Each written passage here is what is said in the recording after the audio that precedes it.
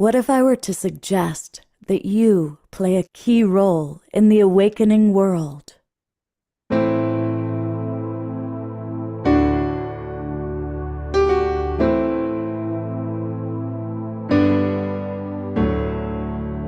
that you are watching this because you have heard the call.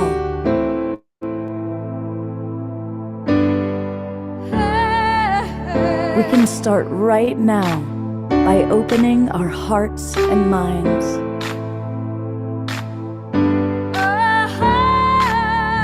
Welcome to the awakening world.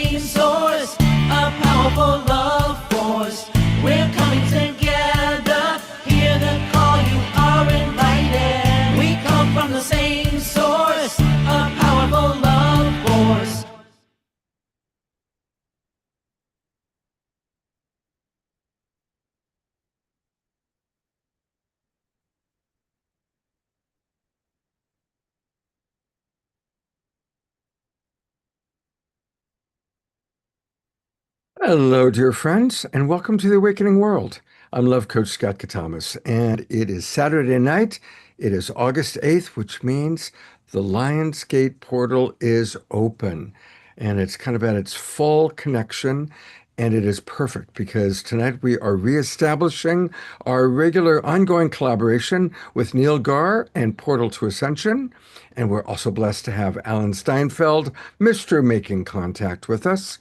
And they've brought 4 of their amazing presenters with them. There's Neil, there's Alan. We're going to meet a new friend, Nan Akasha.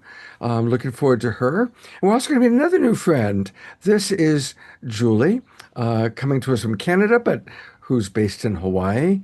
And then a couple of old friends. There they are, the boys, AJ and Tom, and all those other beings that those of you that are gifted with sight see. There's, of course, all of their guides. And we also have Dr. Melissa Sophia Joy with us. So it's going to be a wonderful, wonderful evening. We're going to hear from all these people. We're going to learn about the Lionsgate portal, how to work with these energies. But to get us rocking and rolling and off to the perfect start, here is our house musical artist, the one and only Omastar, also known as Omashar. That is right. And namaste and welcome. Yes, it's the Lionsgate, and there is about 50 million events to join into tonight. So thank you for being with us, and welcome everybody on Facebook and YouTube. And just to get us nice and hypnotized, we are going to go down the rabbit hole. Something like that. I'm pretty sure. Here we go.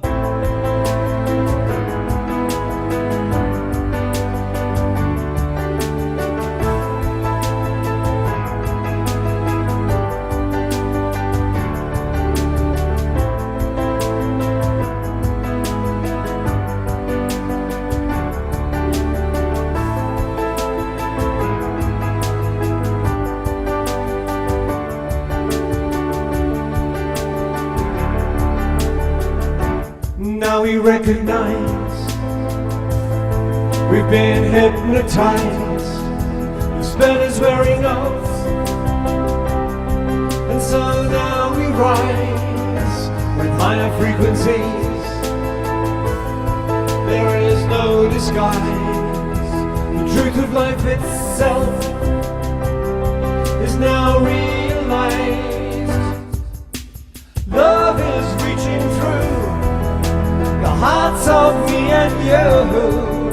The world is waking up to our different points of view, 'cause now we recognize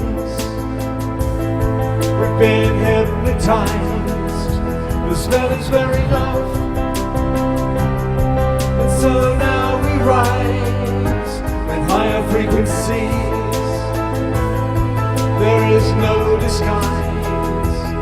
truth of life itself is now realized.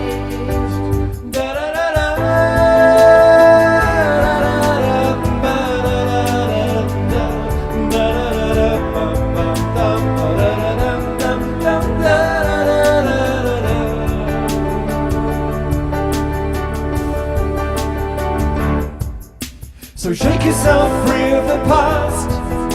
No longer do we walk in the dark. Let's show each other what we can do, and let our light shine right on through. And let the good of humanity stay, and let the dross simply fade away. And let the mother return to us all, so that love can have her way.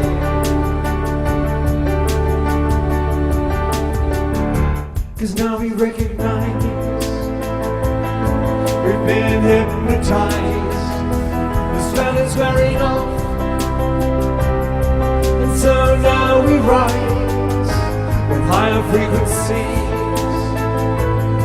There is no disguise. The truth of life itself is now realized. Ba-da-da-da.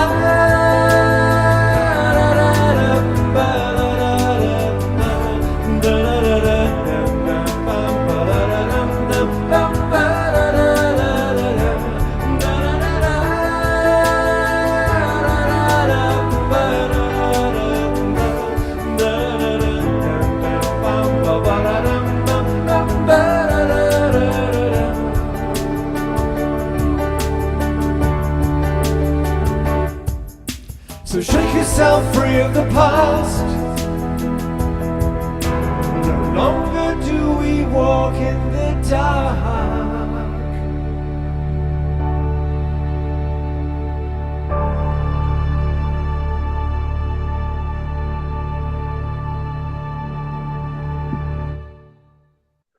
Woohoo! Let's all send some twinkles and appreciation here on the Awakening World. We twinkle on Bashar and our guests, and as we appreciate them. And what does Lionsgate mean to you, Bashar? Well, Adjust your microphone.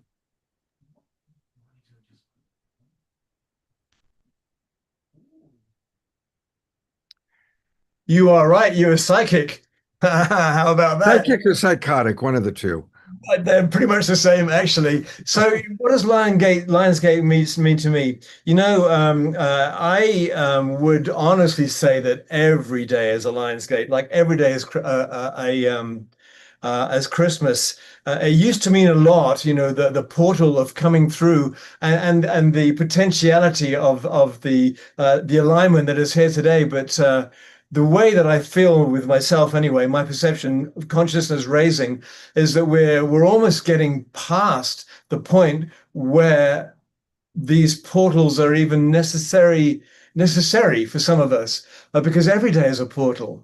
Really, I'm just talking directly. Honestly, the beauty of all of the 8/8s, the 9/9s, the 10/10s, the 11/11s, the 12/12s is it gives us an excuse to focus together as a group consciousness. And I would say that's where the greatest power is, because I think that ultimately we evolve past all of that, because every single breath of every single day is a portal. And however, it's an exhausting work, but after a while, it gets a momentum. And watching us on the Global Peace Tribe, the Awakening World, over these last 6 years, for me, 4.75 years, we have built such a momentum that that we are rising, and as long as we don't look back, we're good. So I think I'm going to stop there. I won't shut up because, right? But anyway, it's about being honest. I could say something glib, but I won't. That's my truth. So there we are.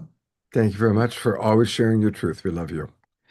Well, he was talking about we've been doing this for over 6 years. And one of the great things is when the pandemic happened, it was as though a lot of us just realized, okay, this is it.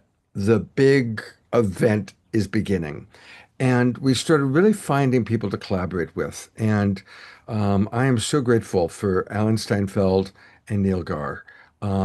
because they truly are brothers. And I think all three of us were probably pretty close to the same age. We've all been in this world for a long time, this kind of metaphysical cosmic world.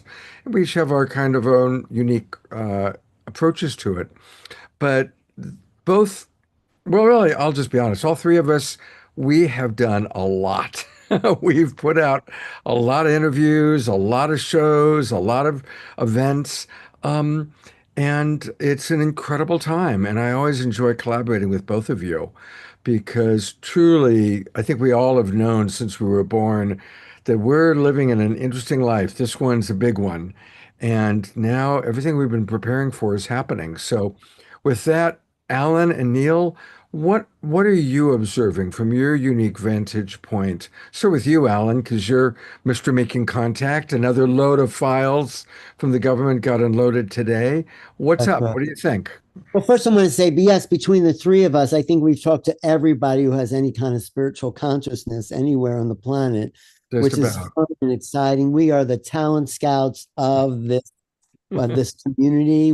I'm always finding new people. I want to say, Neil, we got to put this guy in Portal to Ascension or interview them. Scott, or bring him on this show. So we're reaching, I think, a gelling point within our community. Yes, there's a lot of awful things happening in the world, but for me, this moment in time is about solidifying this higher consciousness, the telepathy tapes, the government finally acknowledging that there is something they've been hiding, that they've been lying. They're basically saying, yeah, we've been lying to you for 80 years. And now we're going to try to tell you the truth, although they're not telling us the truth. You know, Danny Sheehan said a great thing. The biggest way to stop disclosure is to pretend you're having it. So they're releasing videos, they're releasing tapes, but they're not telling us. So it's a people's movement. That's why it comes back to me, you, Neil, and everyone here to make the truth a people's movement. That's what making contact is. We are making contact with each other and the consciousness that's going to involve us to the next level of awakening. That's why I'm so happy that Glastonbury, Neil's big conference in Glastonbury is happening. And just one thing about the Lionsgate, I was in England on 8/8/2008, and we're Wow. up the hill because we knew a crop circle was going to appear. Me and my friend Zachary were looking at the one field, and then a crop circle appeared in the next field, and it was in the figure of an 8. It was it's one of my favorite crop circles, and there's been amazing ones this year. But it is a Mobius strip 8 where time folds in and out and back out and in on each other. And that's what the Lionsgate is, an opening of a portal to ascension, let's call it that. And it's an awakening of energy. This is the peak of summer. This is my favorite time. This is Leo. This is after the Mayan New Year on the 26th and before what was called the harmonic convergence on the 16th, 17th, 18th of August. This is like this opening doorways where new things are possible because Wow. of the energy of the planet. So it's a really great time to be here. Thanks. Absolutely. Well, you mentioned Portal to Ascension. Here's the man who makes that website happen. And we'll take a look at your Glastonbury video in a moment. But welcome, Neil. And what's your experience and thoughts about the Lionsgate? Yeah, thank you so much. I'll say that I said this at the beginning of the stream today, that it seems like in the consciousness space we're creating our own holidays, and it's Right. quite literally holy days, real holy days, not like a bank holiday. And 11/11 and 8/8 have seemed to have become that. And you would say, like, if you look back a few years ago, there's a couple people doing events, but now, like, oh my God, the amount of 8/8 events that happened today, like the amount of our stream, my first Portal to Ascension 8/8 event, I was in Brian Scott's event for the last 2 hours as well. We had thousands of people tuning in there. And now with you, it seems like the energy is ramping up for sure. And then also the interesting thing is that it's kind of a feedback loop, in my opinion, kind of like the 8 is a feedback loop where not only is there some sort of alignment, which is the alignment with Sirius, right, which moves at the same speed and velocity as Earth through our solar system and through our galaxy, but then also because everybody's getting together because of this alignment, we're now creating a ripple effect where we are just collectively creating an intention to set a shift on this planet whether we're meditating together, whether we're singing together or connecting together. In the last stream I was in, when it was my time to do the meditation, I was like, I said, I forget the quote is what I said, that when two or more gather, meditate. So what we did was we set a collective intention to put in heart frequencies into every being, every rock, every tree, every human, every animal, every insect on the planet. And just imagine what happens when tens and tens of thousands, hundreds of thousands of people set that collective intention. We create a ripple effect in consciousness. And what's happening now, as you all know, is that the alternative world is becoming mainstream. That's pretty much it. You can strike up conversations with people randomly about what I do, what you do, what you're into, and chances are more than 1 out of 2, more than 50% chance they're going to have some opinion on it, or a conversation will start from it, or curiosity will spark from it. And so I'm seeing that with all the different things happening on the planet, just to list a few, right? Archaeological sites being discovered. Just the train that they created in Yucatan, Nano's telling me 4,500 new pyramids were found, right? Archaeological discoveries, LiDAR technology, right? The amount of things that they found with LiDAR that they haven't even told us yet, that I also keep my finger on the pulse on because I'm really interested in LiDAR discoveries. UFOs, and I know that there's definitely always some level of psyop with UFOs, but at the same time, think of how many people had no idea, but are now even thinking like, wait a second, we're not alone in the universe. Wait a second, what are these craft there, right? AI, of course, quantum computing. Do you guys know how quantum computers work? They literally, instead of ones and zeros and binary, it's literally tapping into all dimensions simultaneously, using the processing power of every single dimension, so that one thing that would have taken 100,000 years to compute gets created in 1 second. Why? Because it taps into the multidimensional realities of everything and uses the ones and zeros through every single multiverse. And that's not like me just using new age terms. That's quite literally the science behind quantum computing. It's entangling two particles together that now tap into multidimensional realities. We're using technology that we can't even fathom what is going on right now, right? And then I would say one more thing there, biohacking. Oh, like I'm about to do an age reversal conference in a few months, guys. You guys got to be a part of it. Biohacking and age reversal. Before I got onto this, I was watching a 1 hour podcast on this new discovery that's reverting age about 40, 50 years. And so the life that we are in store for, we're literally at the event horizon for something amazing. And a lot right now, so many different control systems out there, and then also agendas and intentions, whether it's pharmaceutical companies, whether it's government, whether it's the prison industrial complex or the military industrial complex, have the chokehold on things that can literally transform the world. But it's inevitable. It's inevitable. These things are coming out. So I'm really excited just to be a part of it with you guys. Wow. You know, you're always such a storehouse of incredible knowledge. And, talk about how everything's breaking through. Have you guys seen this? Time Magazine is returning, and their lead story, America is finally taking extraterrestrials seriously. Yep. Time Magazine. Wow. When Front did that cover. come out? Front Is cover. that Just out? came out August 7th, yesterday. Wow. And our friend Chris Bledsoe said he's going to be on the cover of the new Life magazine that's being revived too. Right. So, that's it's pretty amazing that, the mainstream media is finally catching up with, what we've been talking about and knowing for a long, long time. You mentioned Glastonbury, and you guys have something pretty cool coming up. I'm going to play the short little trailer and then have you guys talk about it. Yes. Great.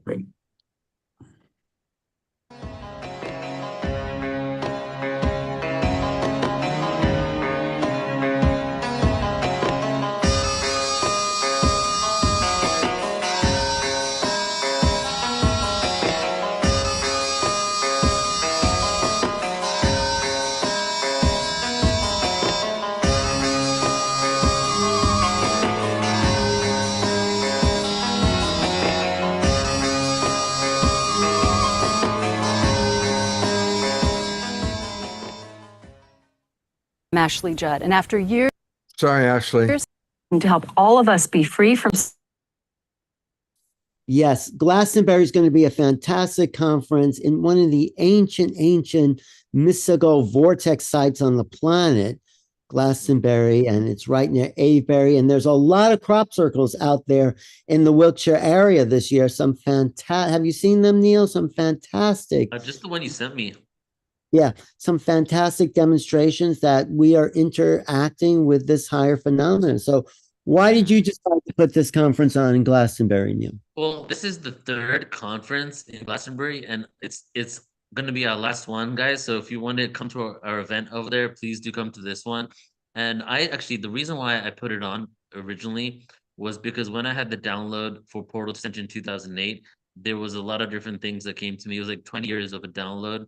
And one thing was to go back to the place I was born, England, and bring an event to the place I was born to heal a karmic cycle for myself, because in my childhood in England was extremely traumatic. So I wanted to go back there, and it was kind of like a coming of age thing for me, even though I was like 40 years old. But it was like going back there and bringing that energy there to where basically I was born. Technically is my motherland, England.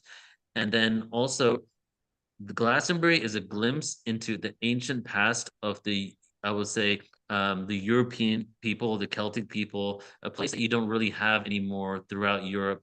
Whereas when you look at European history, it's so riddled with Christianity, it's really challenging to look back even further beyond that. And all the ones beyond that obviously have been called barbarians. Not too many people know about the Visigoths, not too many people know about the tribes, the Germanic tribes. But in Glastonbury, you're going back to some ancient Druidic wisdom. So I wanted to be there to bring reverence to that awareness. And this conference I call it a grid working event in the disguise of a conference, because we do tours the first couple of days. We have tours of Avalon, where you go to amazing ancient areas there. We go to King Arthur's Abbey. Then we have the 3 days of the conference, and then we have a post-conference workshop. So it's truly a really, really exciting and fun event, where we not only get to, listen to wisdom teachers, the wisdom teachings, but also get to experience the land itself, because all these sites that are, so well known over there are literally 20 to 30-second walk from where our conference is going to be. So Right. I'm excited to be there. And I'm really happy, Alan, because you didn't come last year. So I'm happy you're coming this year to close it off with me. And to MC it. And I do think that part of England is probably the mountaintops of Atlantis. I think that's probably the oldest land, some of the oldest monuments. If you see the standing stones of Avebury and Stonehenge, maybe that's a little young, but some really ancient energies there. And I do think they're connected to the Atlantean times. Plus, we have some amazing speakers like my good friend Marilyn Gavicki channeling Zazar. And of course, Nan's going to talk about what she's doing there. Maria Wheatley is probably the best geomantic authority in the world. She's 3 generations of geomancy. And who else we have there this year, Neil? We got Tony Ghazi. We got Rob Gauthier. We have Michelle Acosta. Laura Eisenhower is going to be there as well. Margaret Rigoloso is going to be there. Margarita Rigoloso, love her. Speakers. Yeah. Just on the Atlantis thing, there's some stories that have been shared around Glastonbury that when Atlantis fell, that the elemental beings went north into England and the humans went into Egypt. So there was which is why we have all the stories, because Glastonbury is connected to Cornwall, which is connected to St. Nectan's Glen, where you get all the stories of the original gnomes, fairies, and pixies. So, yeah, that could be also the Arthurian legends, which are not necessarily a legend. It was a dimensional doorway that had a kind of parallel history. Avalon. And so, Avalon is the Arthurian legends, and the Lady of the Lake, and all that is a reality. Even the dragon stuff you're talking about, it's all there. I went to Merlin's Cave. So it's alive it's not beyond mythology. It's alive with the energies that hold the past. And the English are very funny people anyway. So it's going to be fun. Thanks, Neil. I'm totally envious, you guys. Hey, I want to read a few of the comments from our audience and then take a look at what you're doing with Julie as an introduction to her. But a lot of our people were watching your program this morning, Neil. Carol and George and several others commenting on what a wonderful program it was. So that was wonderful. And I like what Ayada just wrote. She says, Neil, I am so ready for an event horizon. I feel like I've been doing a lot of very heavy lifting for years in terms of consciousness. I'm looking forward to more light, even though I know we may still have some tumultuous times. Yeah. And I think that that sums up how so many of us feel. We've been shining the light for a long, long time, and it's exciting that more and more and more people are waking up. Time Magazine and Life Magazine covering extraterrestrial stuff, and the work that we're doing now was, 10 years ago it would have been considered really, really out there, and now more and more people are accepting and understanding it. Well, I have to honor Neil for really taking charge, and he just bought the New Living Expo, which is going to be the premier gathering place for higher conscious beings in April in San Rafael. He's taking it to another level. Paul Andrews, who began the whole thing, just died, and it's as if Just he passed away. passed the torch to Neil Gar, to bring in this next level of consciousness that's not just a gathering, it's an activation. It's more than what I love the conscious life. I love Contact in the Desert, but I think Neil wants to do the next level of networking in events. Make it music, make it interactive, make everyone not just a spectator, but a participant. That's the goal, I think. Well said. And we'll talk about New Living Expo when we get a little bit closer to it. For right now, let's definitely talk about this. Tell us about this Portal to Ascension event, Star Children Summit, and then from there, maybe you can introduce Julie. Yeah, 100%. And so, firstly, why we are now doing a monthly event with Scott, besides the fact that we love him and we just want to do it anyway, honestly, is the fact that Portal to Ascension also has just launched a whole new platform. And this is kind of our debut show today, where we're going to show it to you, show you the Stream Now page in a little bit. But we'll start out with this event here. This event is called Star Children, Telepathy, and the Future of Humanity Summit. And it was inspired by Julie. And we've come together. Julie has an organization called New Earth Trust. And she is really passionate about creating a new system of education, of collaboration, of artistry even, and cultivating and curating gifts of the new children that come onto the planet. And it's been her mission for quite some time now. And we've joined forces in creating this summit, which is kind of going to be just the beginning of not only what she envisions for the future. As you guys probably know, the education system in general is created in a way really just to make people kind of close off some of the gifts, for the most part, and then also become workers into a system that has been created for us just to provide back to a society and a civilization that really doesn't support our spiritual growth. So it's like, what systems do we have to create in order to cultivate these gifts? And as you know, the telepathy tapes are out. There's all these other type of psychic abilities that are coming online. And how can we create a world where they don't get shut off? So we have to figure out how to put them back on again. How can we create a world where those gifts are always alive? And so this is Julie's passion. We've come together for this. She has an organization called New Earth Trust. And I would love to just read the first paragraph from this, because I think it's the best introductions. If you can pull that back up, Scott, I just want to read the first paragraph from the event page, because that really is, in a nutshell, kind of Julie's mission here. Did you want to Julie's website? Back to go to Star Children Summit. I'm going to read that the first paragraph from there. Got it. Okay, here we go. All right. So this scroll down a tiny bit. Yeah. The Star Children Conference is a powerful gathering dedicated to amplifying the voices of the next generation and exploring the emergence of humanity's evolving consciousness. This online event creates a sacred space where children, teens, parents, educators, healers, wisdom keepers can come together to listen deeply, spark meaningful conversations, and build a supportive global community around the future of humanity. So the first step is the conversation. Let's all get together and realize what has happened and how we can create something new. So I'm just really honored and blessed to not only have Julie as a dear friend, but to be creating this with you too, Julie. So welcome here into the show. Wow, what a true blessing to be here. I am so honored, so grateful. What a special day that we're gathering on today, this magical Lionsgate Gateway Stargate, where we receive the energies from the cosmos to create and to give birth to new systems on this planet with a consciousness that we haven't seen before. And this is what really led me to the mission of New Earth Trust. Of course, the birth of my son was what activated this mission, but New Earth Trust is really about creating conscious spaces where children's families, visionaries of New Earth can gather.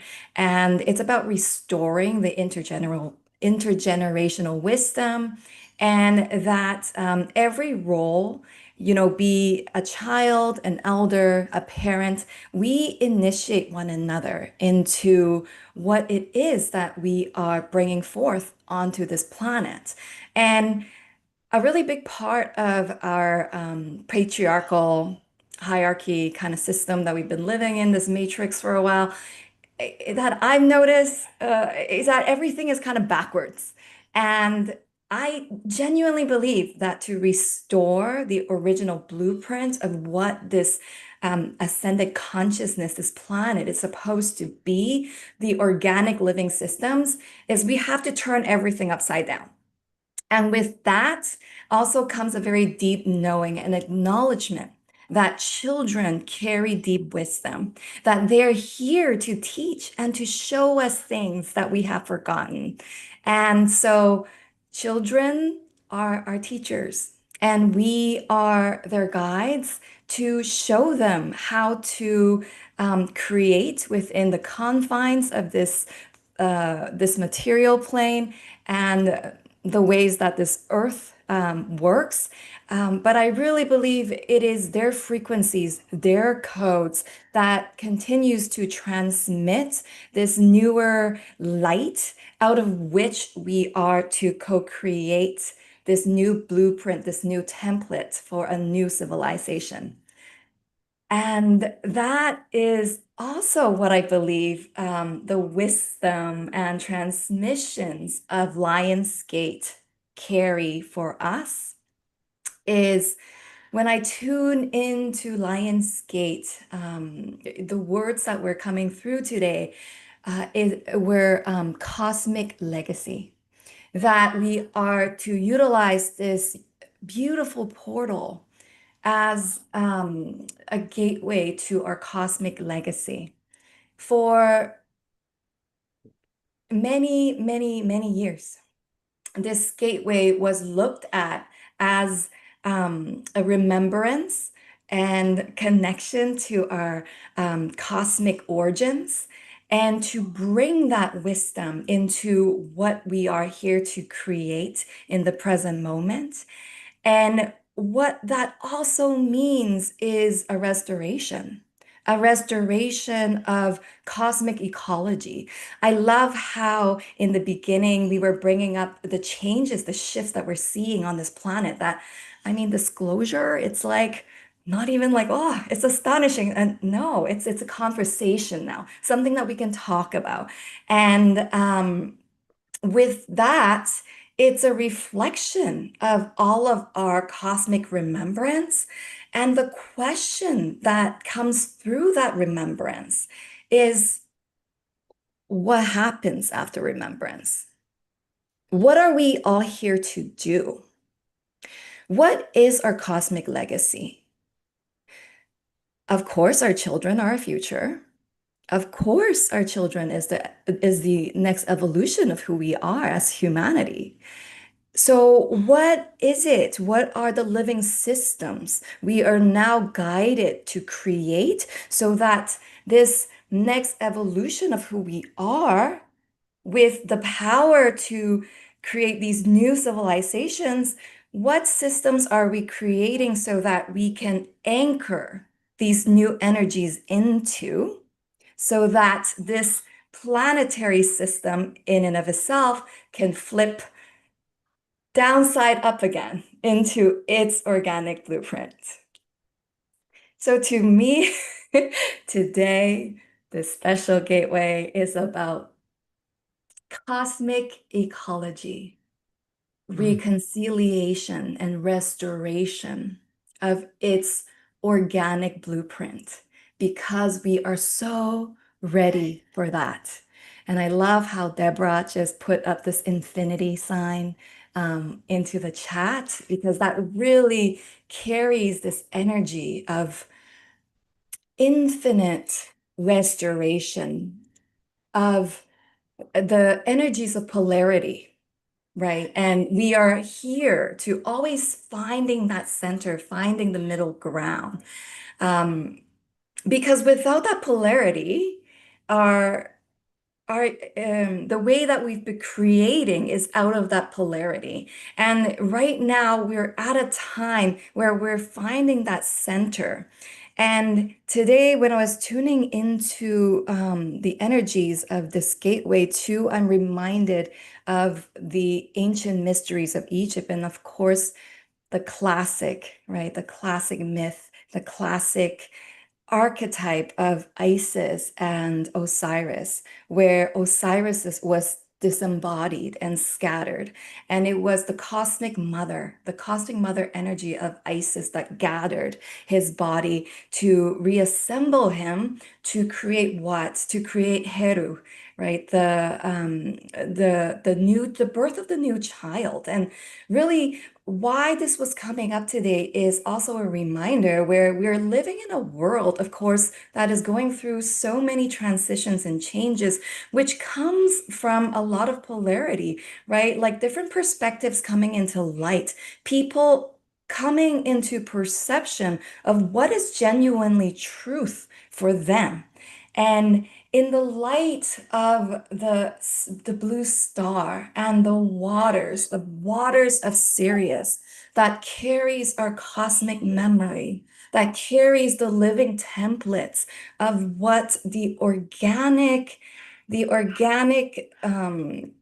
templates of what our civilization once was, that is being channeled today. And that is also feeling like the womb energy, the water, the plasmic energy of cosmic mother, of Isis. And what is also symbolic and significant is Leo with its heart, the solar fire, the courage of the leader's heart, and the combination of what seems like polarity, the fire and the water, the masculine and the feminine, coming together to birth this new consciousness, new living systems of what the next evolution of us is now ready to step into. So with that, Well, I'm going to come in for a quick second, Julie. yeah. Dia Therese in our Zoom room just wrote, "Wow, this young woman speaks so beautifully and clear. Julie, you are truly inspiring with such a graceful manner. Thank you, and namaste." Eleanor Joy wrote, "For sure, she's amazing." And Tiara writes, "Yes, Julie. And even we open-minded ones need to continue to stretch to allow for others to evolve." So I want to give you a chance to take a breath and share with you a little bit of what is coming in. But please continue. You're on a beautiful roll. Thank you so much. Yes. So what I'm actually feeling a lot right now is womb energy. And also, when I speak about the womb, I'm not being gender biased, of course. Both, whatever physical form we carry our souls in this physical incarnation, whether it's female, male, we have a cosmic womb. And what I'm feeling into sharing is a reminder that we all carry this cosmic womb within us. And just a little bit of light codes to activate that remembrance. And the cosmic womb is being activated right now because when we're in a place of a lot of polarized perspectives, sometimes it's hard to kind of pinpoint what it is that we would like to focus on. I don't know if this is something that is happening in your field. I personally have been sensing a lot of energies of kind of like distraction, a lot of noise, and a lot of upheaval as well of kind of things that are very, very like old wounds that are just ready to be released. So with just, a little bit of time, I would like to share maybe some light codes to activate this cosmic womb. And what my prayer and intention for us to not only activate this creative aspect, but to release the old systems, the parts of us that were created from the times where power was about domination. And my guides are reminding me that because we brought up Egypt, in ancient Egypt, in Kim, the throne was inherited through the matriarchal lineage. And what they carried was this wisdom that the womb was what anchored, what passed on our cosmic templates, and it is through the womb where the stars are birthed. So, if it feels aligned with you, I'm just inviting us to gently close our eyes.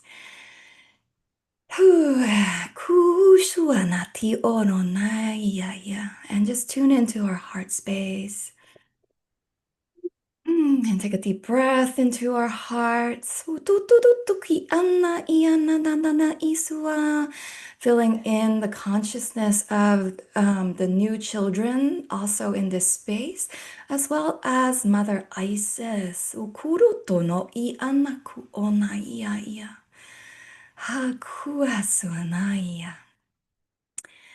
Reminding us of our connection to the Cosmic Mother.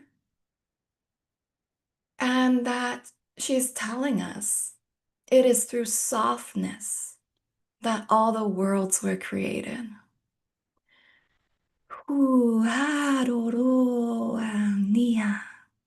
It is through a cosmic womb, this multidimensional stargate, where souls enter into matter, where light becomes density. And within its waters, spirit condenses into flesh. And it is within its water that eternity learns the lessons of time and space. Power was never meant to dominate.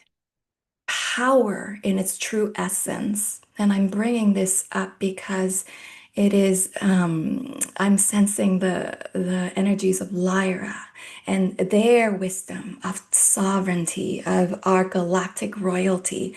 And what their message is that, power and royalty was meant to protect, to nourish, and to serve.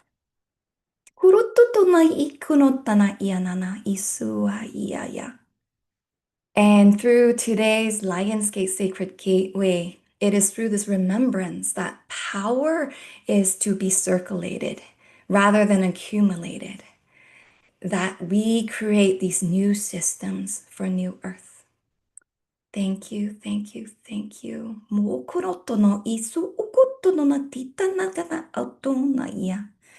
Whew. Wow. Beautiful. Um, you know, we're going to go to your website in a moment, and her website is trustnewearth.com. And she'll have to share with you that in the late 90s, when the internet was pretty new, I was actually hired to produce an online news channel called New Earth News. And that's a big part of what I did for a couple of years.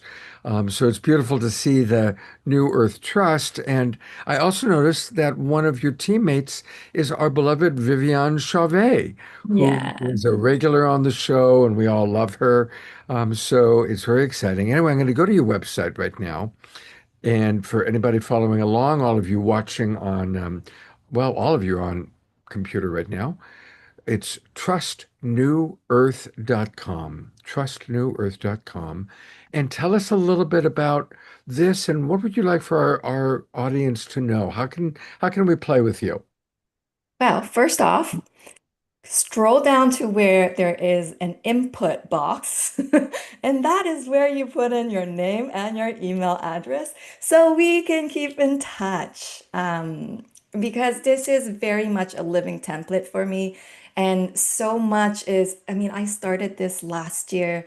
Um, and I mean, the first thing that we did was to create a Star Children Retreat. That was the first move out of this movement. And it just kind of like kept snowballing from this point onward to bigger visions. Like my next big vision is by 2029, we're going to have a physical school built, probably in Hawaii. I can't be 100% sure yet, but a physical school where, you know, we're nurturing the souls, the hearts, not only the minds of children, but also incorporating galactic wisdom, the wisdom of Mother Gaia, while checking all of the boxes of, you know, our state regulations and things like that. And so that's you know, another project that is very much in my forefront right now. But that's also why it's so important that we stay connected. Put your email in there so that you can keep posted on what we're up to. And I mean, some of you might want to witness what's happening, but maybe some of you would like to be collaborating, co-creating with us. That's always welcome. Fantastic. I am sure we have many, many educators in our audience. Some are retired, some are still active, but I'm imagining Diara, Carol, and many of the others might be interested in collaborating with you. So definitely reach Amazing. out. And if they want to reach out to you, of course, they'll put in their email. And is your contact information? Let's see what it says here on the website. When I go to contact, what I see here is this here. So I guess same thing. If they put in their information and a message, that'll get through to you, Julie. Yeah, that's one way of doing it. And I mean, social media. I check out my, I really just have Instagram now. And my Instagram is Trust New Earth. That's Okay. one of the handles. And yeah, let's stay in touch that way. And of course, I'm so excited to be co-hosting with Neil, Portal to Ascension, our Star Children Summit. And it's going to be really unique because we have this beautiful lineup of speakers, including non-verbal ones, who obviously have really amazing wisdom to share. And there'll be all of these speakers here. They have lived experiences, insights into telepathy, nonverbal communication, galactic consciousness, new paradigm education, and most importantly, the roles that these children are playing in humans' evolution. Wow. Mm. So this Mm. looks fantastic. I'm going to sign up for it for sure. It's Yay! August 22nd and August 23rd. Both That's times it correct. goes from 9 a.m. till 2 p.m. Pacific time. So that's noon till 5 p.m. Eastern. And Yes. and I love that you even make it free or donation. There's so many different ways of doing it, and you've got a wonderful group of speakers. So That's going to be a terrific event just coming up in a couple of weeks. And of course, there's still room for people to register for Glastonbury.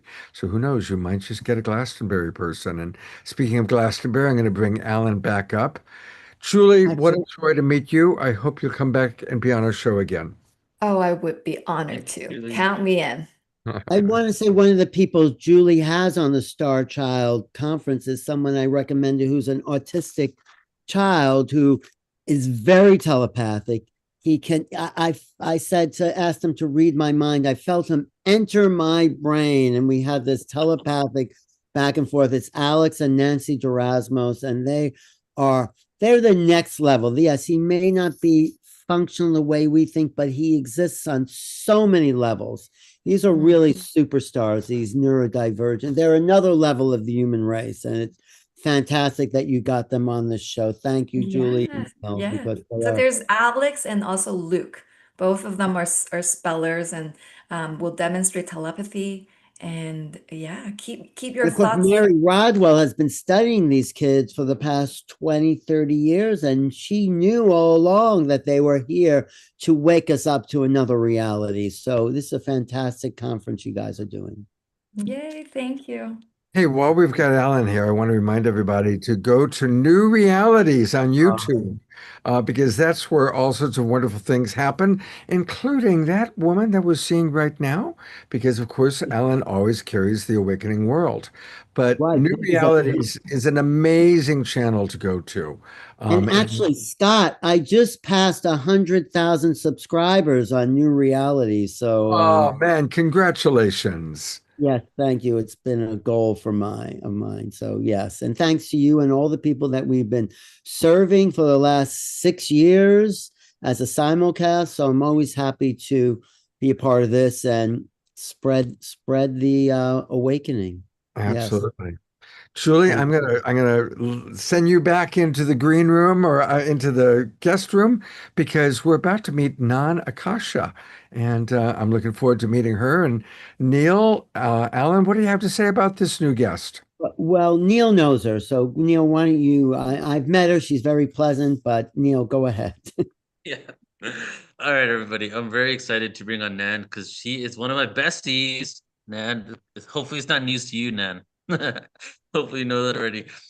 Spent all day yesterday with Nan at Uxmal at like what was it, like 90-degree weather, 90% humidity at Uxmal, going and exploring the pyramids there. We're actually going to be doing a retreat together on the Yucatan in January of next year at nanakasha.com/stargates. And Nan and I not only have a deep connection to the Mayan Peninsula, but she actually lives out here, been here for 11 years. And I would say that Nan, you honestly are one of the most prolific people I know. I'm telling you that maybe for the first time, I don't know.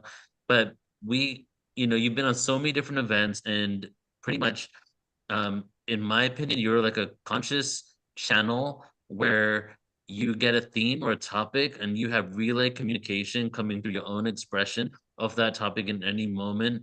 And there's so much passion and love in how you share so much wisdom as well. We've done events on the Knights Templar, to Egypt, to the Chinese astrology 3 years in a row. We've done a Chinese astrology event every February. But I want to read just a little bit from your official bio here just to cover everything.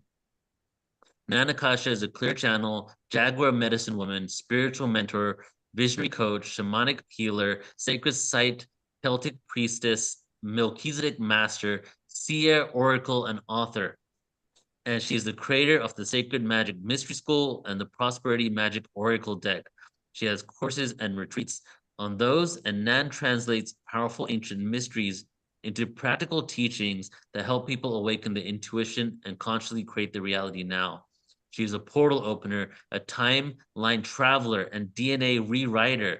Nan leads ceremonies and sacred experiences around the world, living among the Maya in the Yucatan.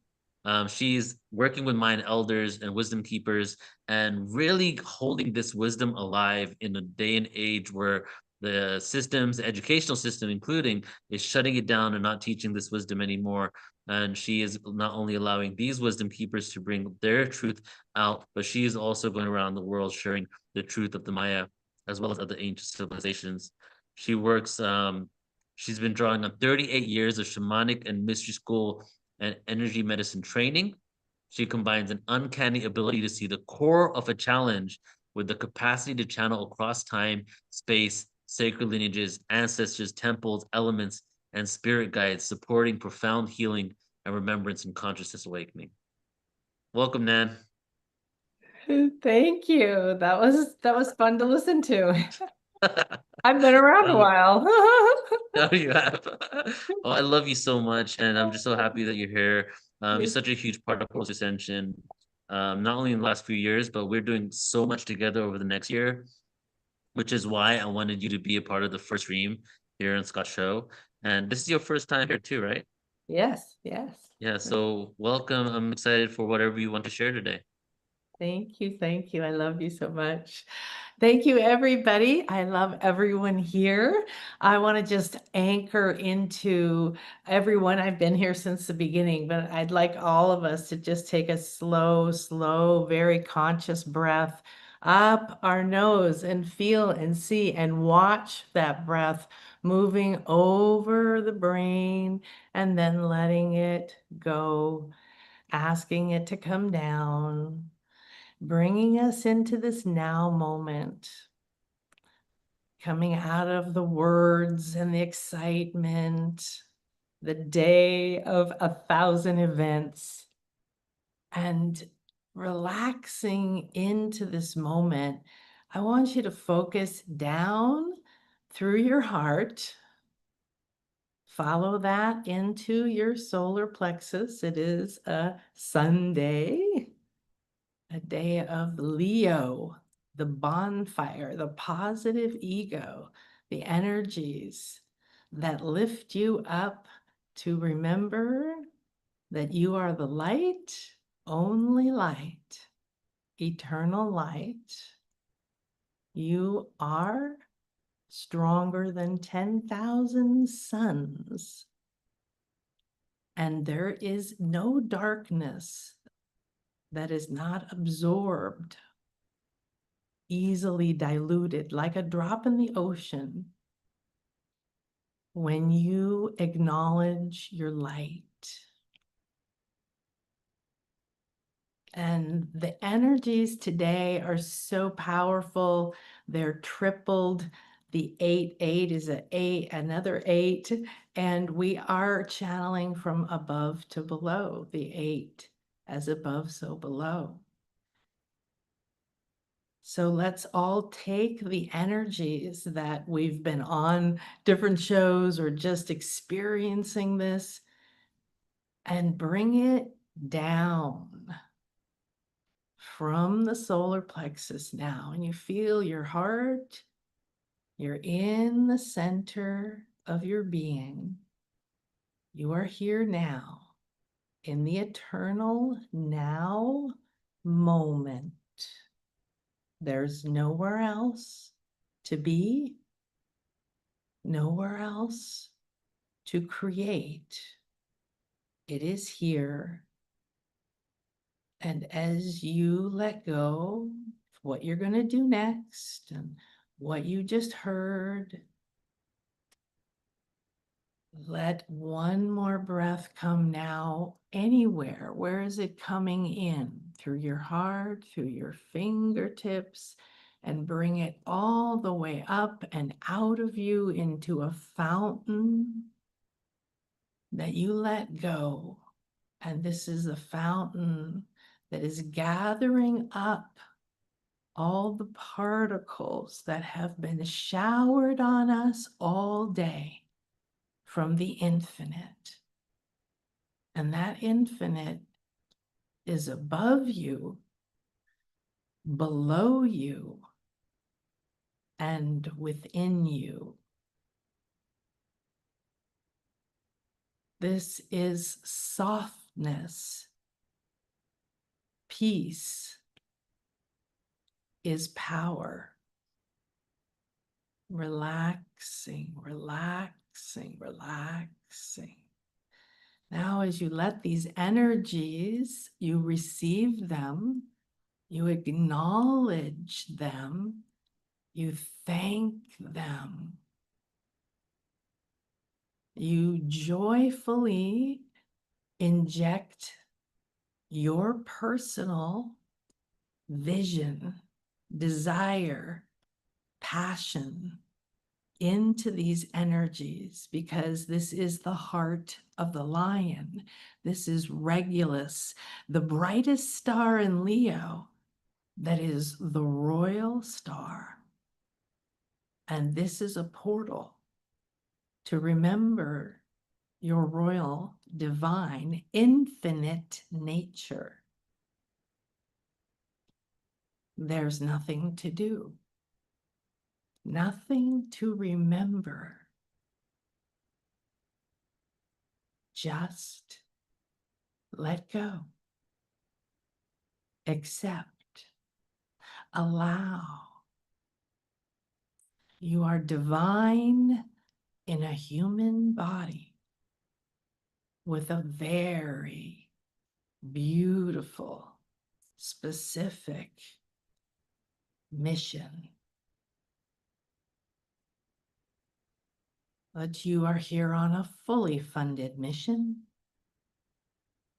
You were not abandoned. You forgot. This is the remembering. Isis has opened the gates again to remind you, to gather everyone in a celebration. The portal within you into your medicine bowl. Drop now all the energies you've received, all the energies that have been freed.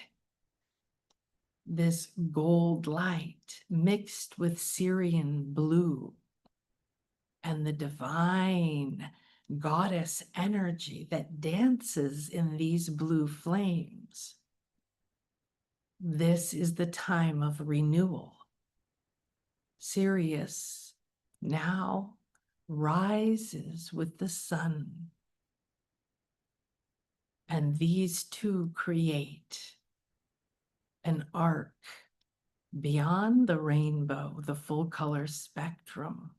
This is the Stargate, and it opens a new level every year.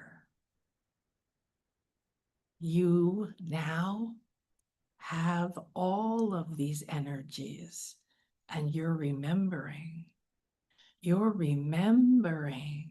that you always knew this, and that this is a celebration.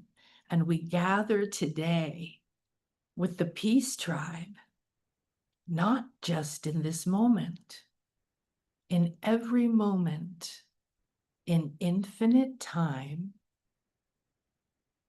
Time is a spiral, the Maya say. Your breath is a spiral. Your tears are a spiral. You are never the same. You are always rising. This is to remind you every day, to bless you every day with these incredible energies, this light. And she speaks to you. You must remember your light. It will absorb any dark. You can allow any fear. You can allow any thought. You can allow any of those old reactions to rise right now and give them permission. Come into the light. I accept you. I acknowledge you. Everything I've been, everything I've done. I'm removing the labels good and bad, worthy and not. I now am in the divine one heart. This guiding star is so familiar to you. You feel now this star glowing on your forehead, this star of the goddess, the star of light, the star of your brilliance, focusing. It's time to let go and surrender. You came and you are so loved. There's never been a moment when you weren't loved. There's never been a moment that you weren't supported. We've given you everything you've ever imagined. See how powerful you are? Every thought is significant. Every word carries a boat of frequencies. We are the mirror. We are here to serve you. Today, on the day of Etsnab, this is the day in the Maya calendar, the sacred calendar,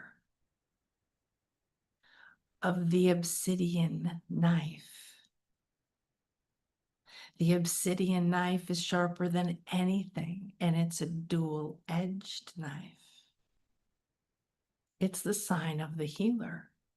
It's the sign that all the energies have converged today to give you your power back. You can cut away the past and the illusion and the pain and the fear and the disease, and you can cut an opening into the new dimensions and portals, and you can kill. You must be aware of the power you hold. You hold infinite power. You create with every word, every thought, every feeling. You really forgot this. That's power. Because when it comes from peace in the eternal now moment, you speak truth through your soul, in your heart. And now we spiral into the sacral and come down and bring this light. And bring the silver goddess Ray, and bring the divine Syrian blue violet. And let it illuminate a path through this place of past shame and pain, because it's an echo. Your light has now absorbed your wounds. You must wake up and say, thank you. Yes, so it is.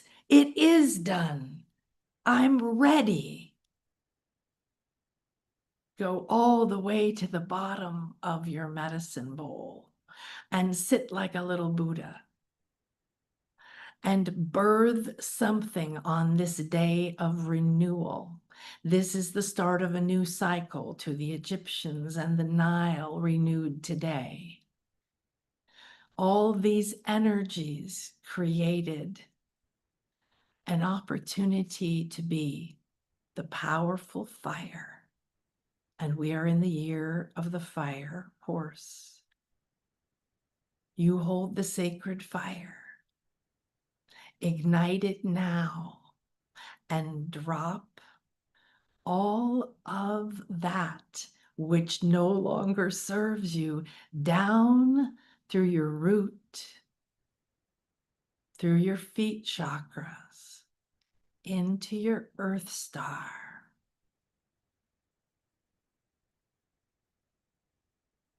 Now you are free, and all that you've released, the heart of the earth and the heart of the sky, are here to awaken you.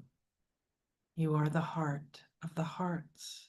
And Grandmother Ishmukane, Jaguar grandmother, sits at the heart of the earth and loves you unconditionally and says, come with me, give me everything.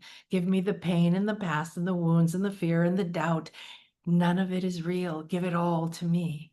I will remold your mask and I will blend all of that and compost it and give you back a bowl of pearls, the pearls of wisdom that you have gained. Today, you claim this. You are the brightest star in the heart of hearts. Remember to stay in your medicine bowl because your body is your vehicle of ascension. Be here now and remember Itzamna, the Mayan father that came from Atlantis, built all the temples on the same format as Atlantis and began anew here, says, you are light, only light, eternal light. And today, celebrate your next level of light as you cross this threshold into a whole new reality that you get to choose.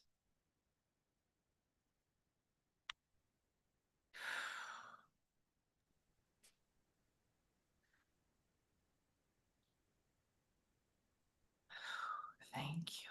So feel yourself like that giant infinity 8, the heart of the sky, the Maya say, comes down like an infinity and crosses in your heart and goes down to the heart of the earth. And grandmother and grandfather and Kukulkan, the beautiful feathered serpent. This is the Christ consciousness. This is the sacred knowledge. This is unconditional love.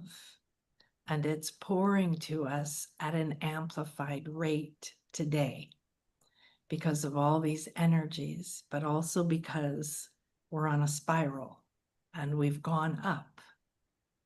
We aren't returning ever to the same thing. When it seems like the same thing comes back, it's time to look and realize you haven't claimed your power and your freedom. And this is the day for that. Celebrate. Beautiful. Thank you so much, Nan, for that beautiful, beautiful meditation and that wisdom, especially the pearls at the very end just now. I'm going to take people to a beautiful website for the retreat that she's leading. Now, I assume this is immediately after Neil's Glastonbury retreat. So people go to England and they experience what you and Neil and Alan are creating, but then they can stay for this year. And so tell us about this amazing Walking the Living Akashic Records in Avalon. Tell us about that. Yes, so my favorite thing to do are sacred retreats and pilgrimages, and I've been doing them for many years. Used to do them in Egypt, and all over the world, and I've done them for 3 years now in Glastonbury. And this year was very different because there's, like we were discussing, there's the Lady of the Lake and all the goddess culture, and then there's Guinevere and Arthur, and it's the heart chakra of the earth, and then you have Mary Magdalene and Jesus, and you have the Holy Thorn, and you have the sacred wells. You could go there forever and have more than enough energies to talk to, channel in the moment, move through these things. We make wands, we do all these things. But we're different now, and we've been burning away the illusion of who we were and what we need. And Omashar said earlier, I'm not sure that we need to celebrate portals anymore. We're always in a portal. And that's true. We die every minute and we're in a new cycle. it felt more like we're here to celebrate. We're here to gather to celebrate it. And because we're at this new place, so what they showed me was that obviously we all know portals are everywhere, but we were talking about there's the sacred wells and the Tor and the chapels and the abbey, and they all have these portals of their own. The heart chakra of the earth and the heart chakra, there's all the chakras in the abbey, in the Mary Chapel. And then when you get to the heart chakra, it's where Guinevere and Arthur were buried. And so each of these areas you go to, there's the Mary Magdalene Chapel, there's the Labyrinth, there's the dragons. The white dragon is really present right now. And the dragon is the master, and that's who we're becoming. We're remembering we're the master of all the elements. And this is the time to master ether, which means we have to master time, and we have to walk through these portals, not waiting for someone to open the door, but coming as the living key. So when we arrive, always the key codes within you are opening and gifting things, whether you know it or not, and you're receiving. What they showed me was we are going there on a mission. We're going there as a group, as a gathering, that yes, you're coming for your own things. And Merlin and the Lady of the Lake have come forward as our primary guides, and they will be walking with us every step, Wow. working on our Akashic records while we open the living Akashic records of the land. And then we are going to go through those and have these experiences of re-merging our Akashic records, which means whatever it is that's optimal for us to remember and re-access and use our ancient powers, our future wisdom, whatever it is, we're marrying it with the earth because we are the earth. We're one. Our body is her. Her body is ours. And so we're evolving together. And so this is like grid work or doing things in service to the mother, to the land, yet we're doing this in a deeply mystical way. So we'll be private access in the White Springs, which is inside the Tor, and all of these wells with the Black Madonna and the King of the Fae and Brigid, the Celtic goddess, the triple fire goddess.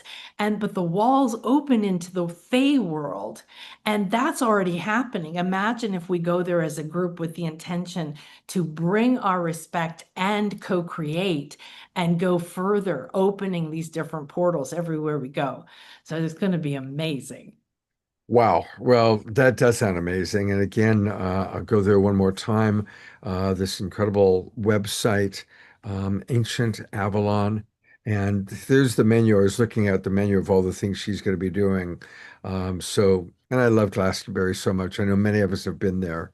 Now, for those who can't make it, because it's coming up just at the end of this month, there is something happening a little bit later on at the end of January with both you and Neil. And this looks also amazing. So I do want to let people know about this. Stargates of the Maya.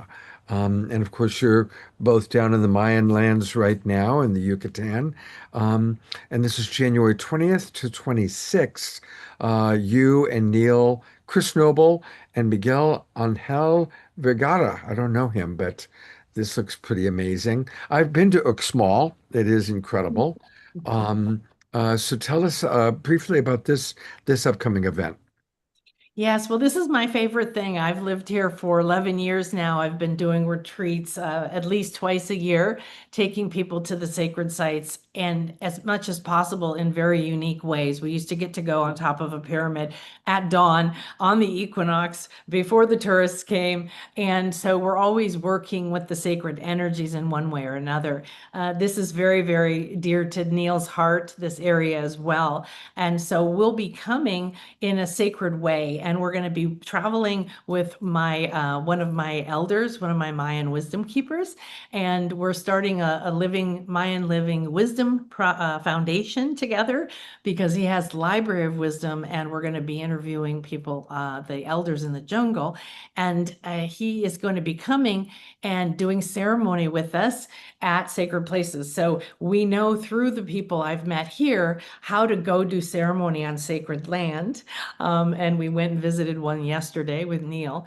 Oh, wow. Before we go into the pyramids, and then we're able to go in also having the wisdom of the ancients. And so it's going to be incredible. We're going to go to Izamal, which is the first pyramids ever, and the Kaaba and Labna, and also Oshkentok, which is famous for aliens and a labyrinth similar to the Egyptian Mystery School had there. So we go to these places, we talk to the stones, we awaken them, we bring alive our key codes, and then we're going to be having a lot of fun too. Temescal, and if you Music. want.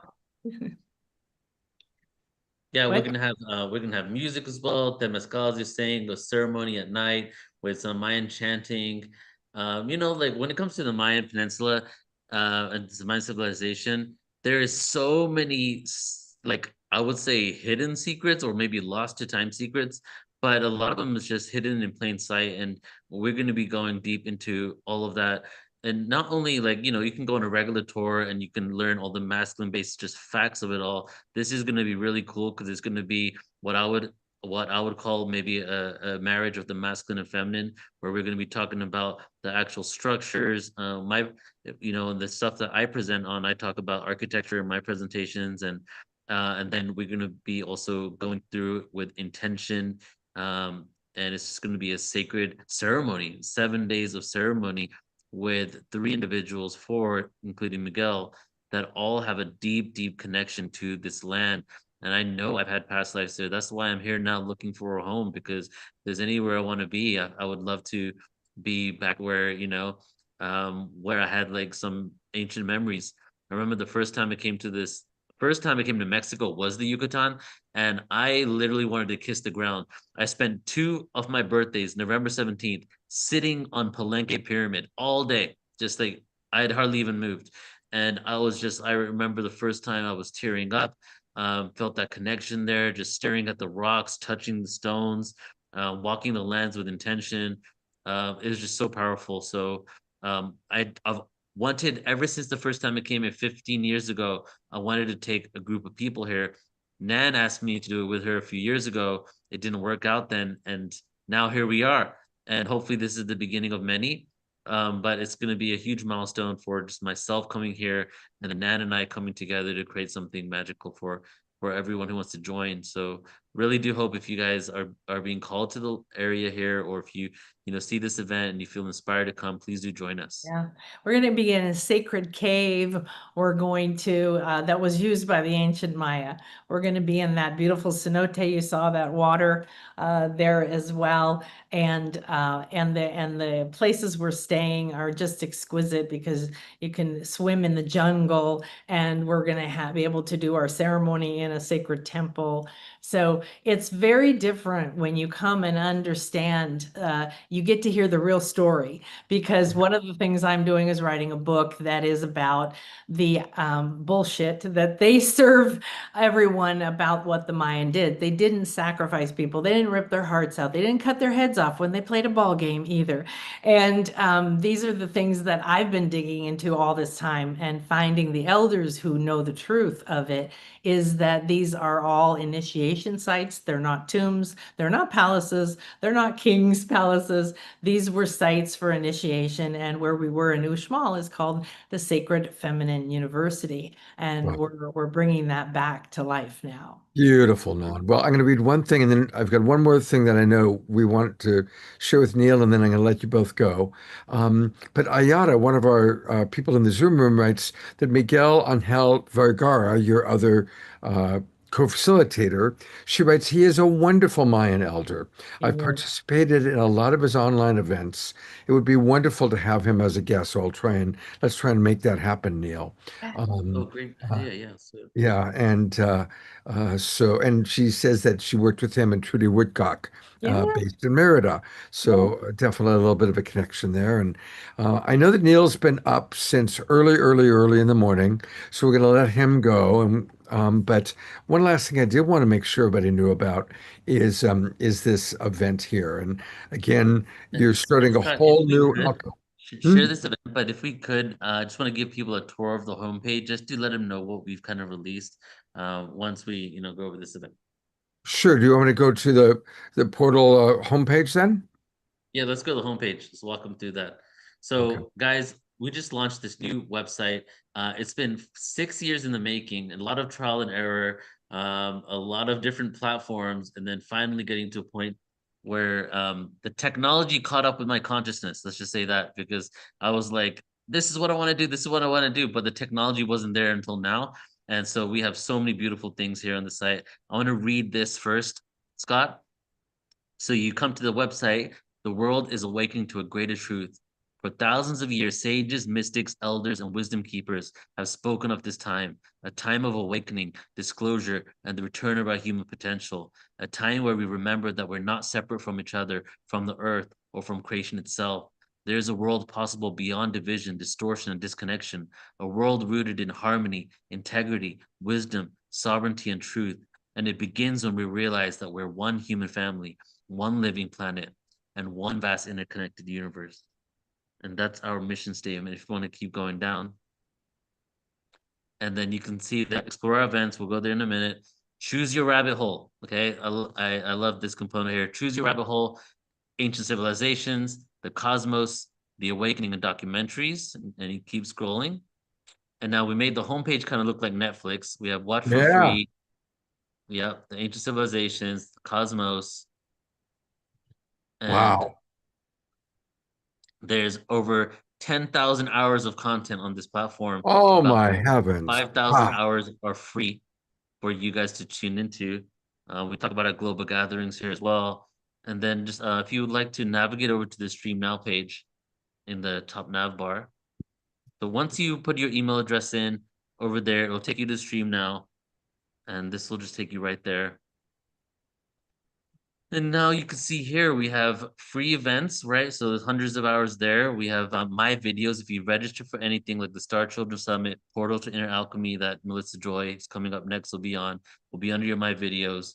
We're now doing our 4K quality PTA interviews for our podcast as well. And then since a lot of people love our conferences, we created a separate tab on the side there for conferences as well. And you can see not only can you change the view layout, which is kind of a cool feature, you can add things to your watch list. And let's scroll to the topics area on the left, Scott. Topics on the left bottom. Scroll down, down, down. Oh, got it. Yep. Lots of different topics there. ETs, UFOs, advanced technology, conspiracies, channeling, experiencers, ascension, remote viewing, food and nutrition, meditation, plant medicine, awakening, energy work, sacred geometry, and it's just a lot of content. One-stop shop for consciousness, not only for the people who are waking up right now, but also for all of us as teachers of the new paradigm. And if you click presenters right there, every event that I'm going to be on for the next year on here, which is I'll be here once a month, guys. Every one of the speakers that you're going to see on here, you can go and click their name on our website and get their content. And a beautiful thing with Portal to Ascension is that a lot of the speakers like Laura Eisenhower, Vivian Chauvet, Nana Kasha, and AJ and Tom, we are the platform that has more content of those individual peoples than any other platform because of how many times we feature them on there. So truly, even though it's an archive of archives, you could say, oh, Laura Eisenhower, for example, and you could watch 100 hours of her content on here. And I think you don't have to be logged in for her. Yeah, so you can see here, there's many events that she's on here. All that together is like 3 to 6 hours each. So if you're interested in a specific speaker, AJ and Tom, they just started on platform a little while ago, so we have a couple things with them, but there'll be more over the next year since they're one of our major sponsors. AJ and Tom is actually a huge sponsor with Portal to Ascension. So enjoy the platform. If I could tell you the blood, sweat, and tears, quite literally, that it took to get to this point, has been really intense. But it's now we're at that place now where we just want to share this with the world. So I really do hope you guys go and check out what we got going on there. Congratulations, Neil. My God, it is the Netflix of consciousness, of awakening. it's beautiful you've created, and I can only imagine how much time it's taken. So I was just it's thinking, we have channels, PTA interviews. I was thinking we could create a tab, we can actually have all of your content every Saturday. We can have its own little section on the website as well. sure, let's do it. Piece We've usually, yeah, got that's good. we've been doing it for 6 years, and I've saved all those shows, so definitely would love to pop them on with you. And Let's do it's it. great to be collaborating with you again every month. Thank you. Looking forward. And it's always going to be the second Saturday of the month is when we'll be collaborating with Neil and his beautiful, beautiful team. So it's great. Go get some rest. Thank you, man. I love you, Neil, and I love you, congratulations Scott. on Thank you what so you've much. created. All right, You- bye everybody. Take care. I know that some people are tired. I saw in the chat box. Well, luckily, we've got the best way to wake up in the world. Better than coffee, Omashar. Yes, seatbelts on, okay? Or actually, take them off. Seatbelts off. You ready? I think so.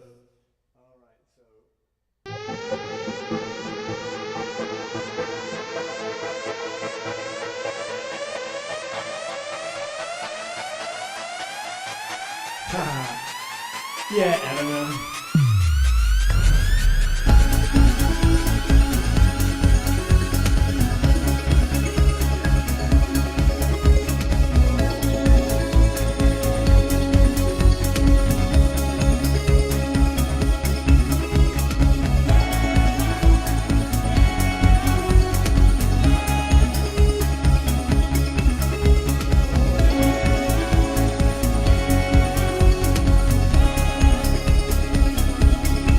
In this world of ours, we're here to thrive together,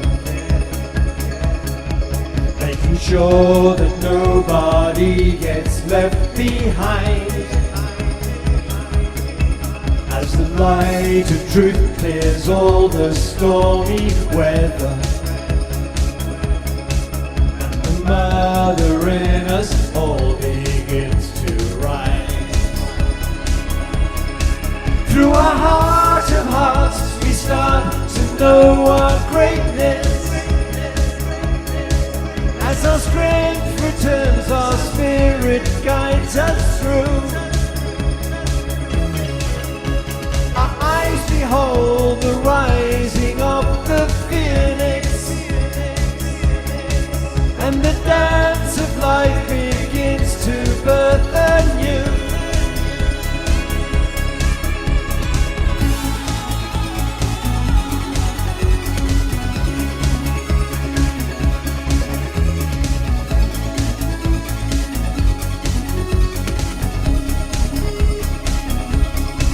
For the world to change, we need to love each other. What we feel affects the scene we see out there. Look around, forgive your sisters and your brothers. For us all, the time is now to build anew.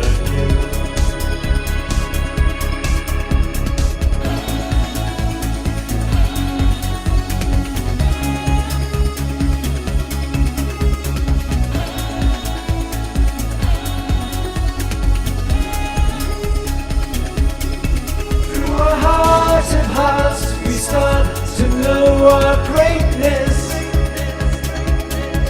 As our strength returns, our spirit guides us through. Our eyes behold the rising of the phoenix,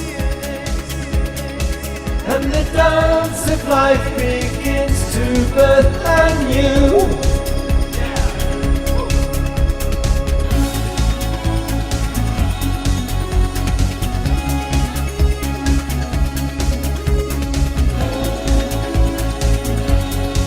Let's go!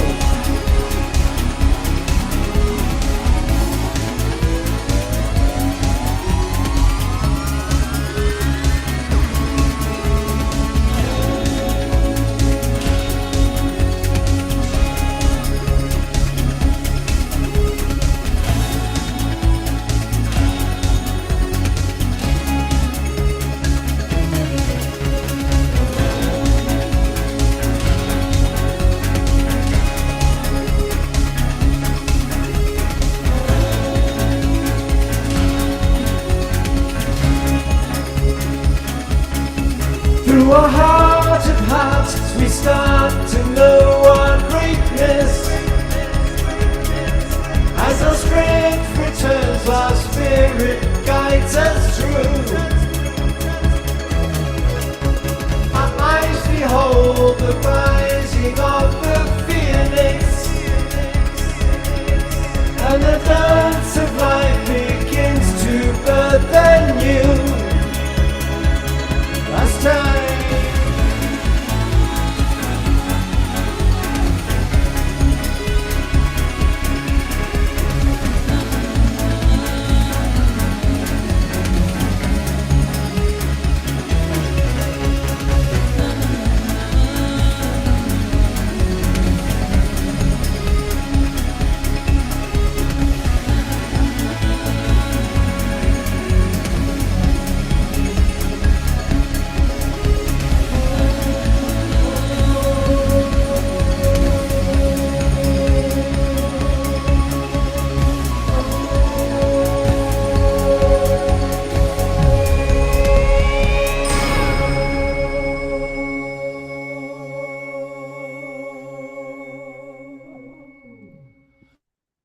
Wow, boy, do we need that. Thank you, thank you, thank you. Having fun yet? I love, and you got everybody up and moving and grooving. Love seeing Yeah. everybody dancing. That was awesome. Yeah, thank you, brother. Oh, thank you. Wow. All right, we're ready because we've still got some of our favorite presenters. And so that was perfect. Thank you so much. And here is our next presenter. You've seen her on the show several times recently, including just a couple of weeks ago when we had our Mary Magdalene feast day. And of course, it is Dr. Melissa Sophia Joy, the founder of Somatic Awakening. And for those of you who don't know, she's an internationally recognized spiritual teacher, oracle, author, and a naturopathic doctor. Dr. Melissa specializes in mind, body, spirit healing and spiritual embodiment. She's also the founding director of the Sophia Healing Academy, a mystery school dedicated to transformative healing and awakening through the union of somatic depth, spiritual wisdom, and divine connection. She's been doing this for 25 years, and a lot of our friends have worked with her. She's amazing. Welcome back to the Awakening World. Thank you. Thank you. Thank you. Scott, I'm so delighted to be here again, especially on Lionsgate. So, like many of you all, I've been inundated with these energies all day long. I'm hearing that some of you are a little tired, even though Omashar, your music was amazing and I feel enlivened. But let's take a moment just to ground, because what I've experienced is that the more energy we have, we need to ground it down so that then we have more tolerance and more capacity for receiving.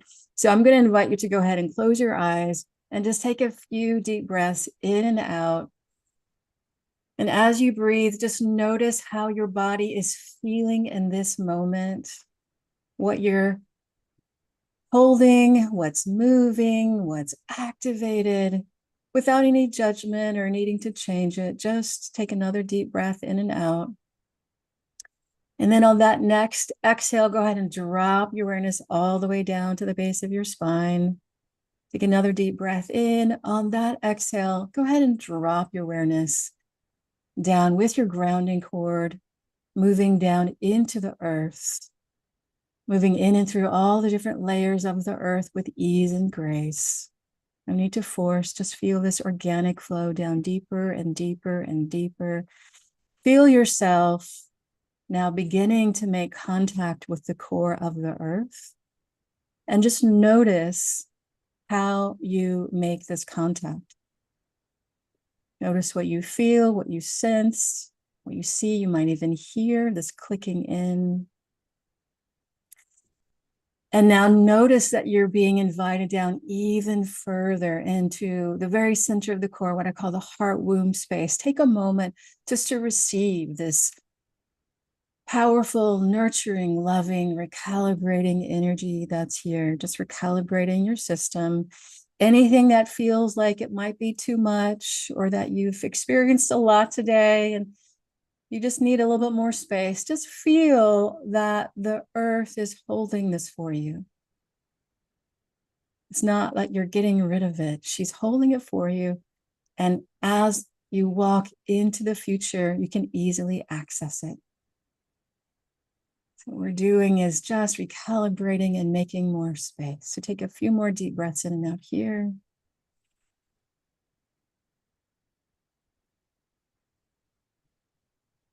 And then as you're ready, go ahead and bring your awareness all the way back up, moving into your feet, into your calves and thighs, into the base of your spine, moving now into your heart space, just expanding out your heart space, just noticing how big does it need to be to feel fully present in your body. As we call in the higher self energy even more, holding and expanding, allowing even more into your consecrated space where you have more capacity. And as you're ready, go ahead and come back and open your eyes. So as I said just a moment ago, I'm so grateful to be here again. And I was just here a couple of weeks ago for the Magdalene Feast Day event. And so many of you all know me through those channels of being a Magdalene priestess and an oracle. I've been here many times from that perspective. Yet really at the deepest levels, I'm a mystic. And I've had lots of memories of being an ancient starseed.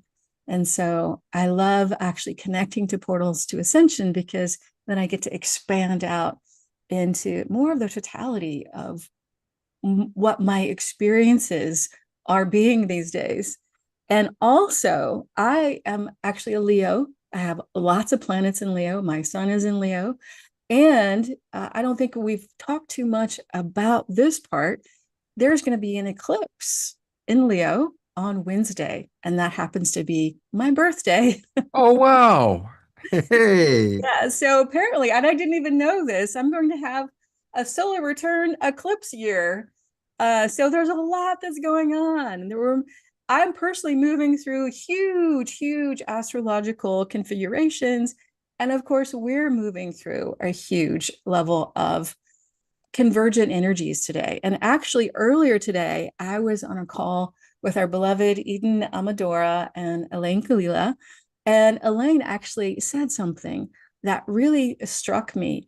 I already knew a lot about the astrology, but she put it together in a way that was like, oh, this is not a normal Lionsgate. This is a much bigger field, not only numerologically with all the eights, but also not only is the sun in Leo and the Sirius is rising, but there's also the Jupiter that is now in Leo, and the South Node is in Leo. So the South Node is inviting us into more transformation. And then, of course, the solar eclipse, which is going to happen this Wednesday. And if you're in Pacific time zone, that's 10:46 a.m.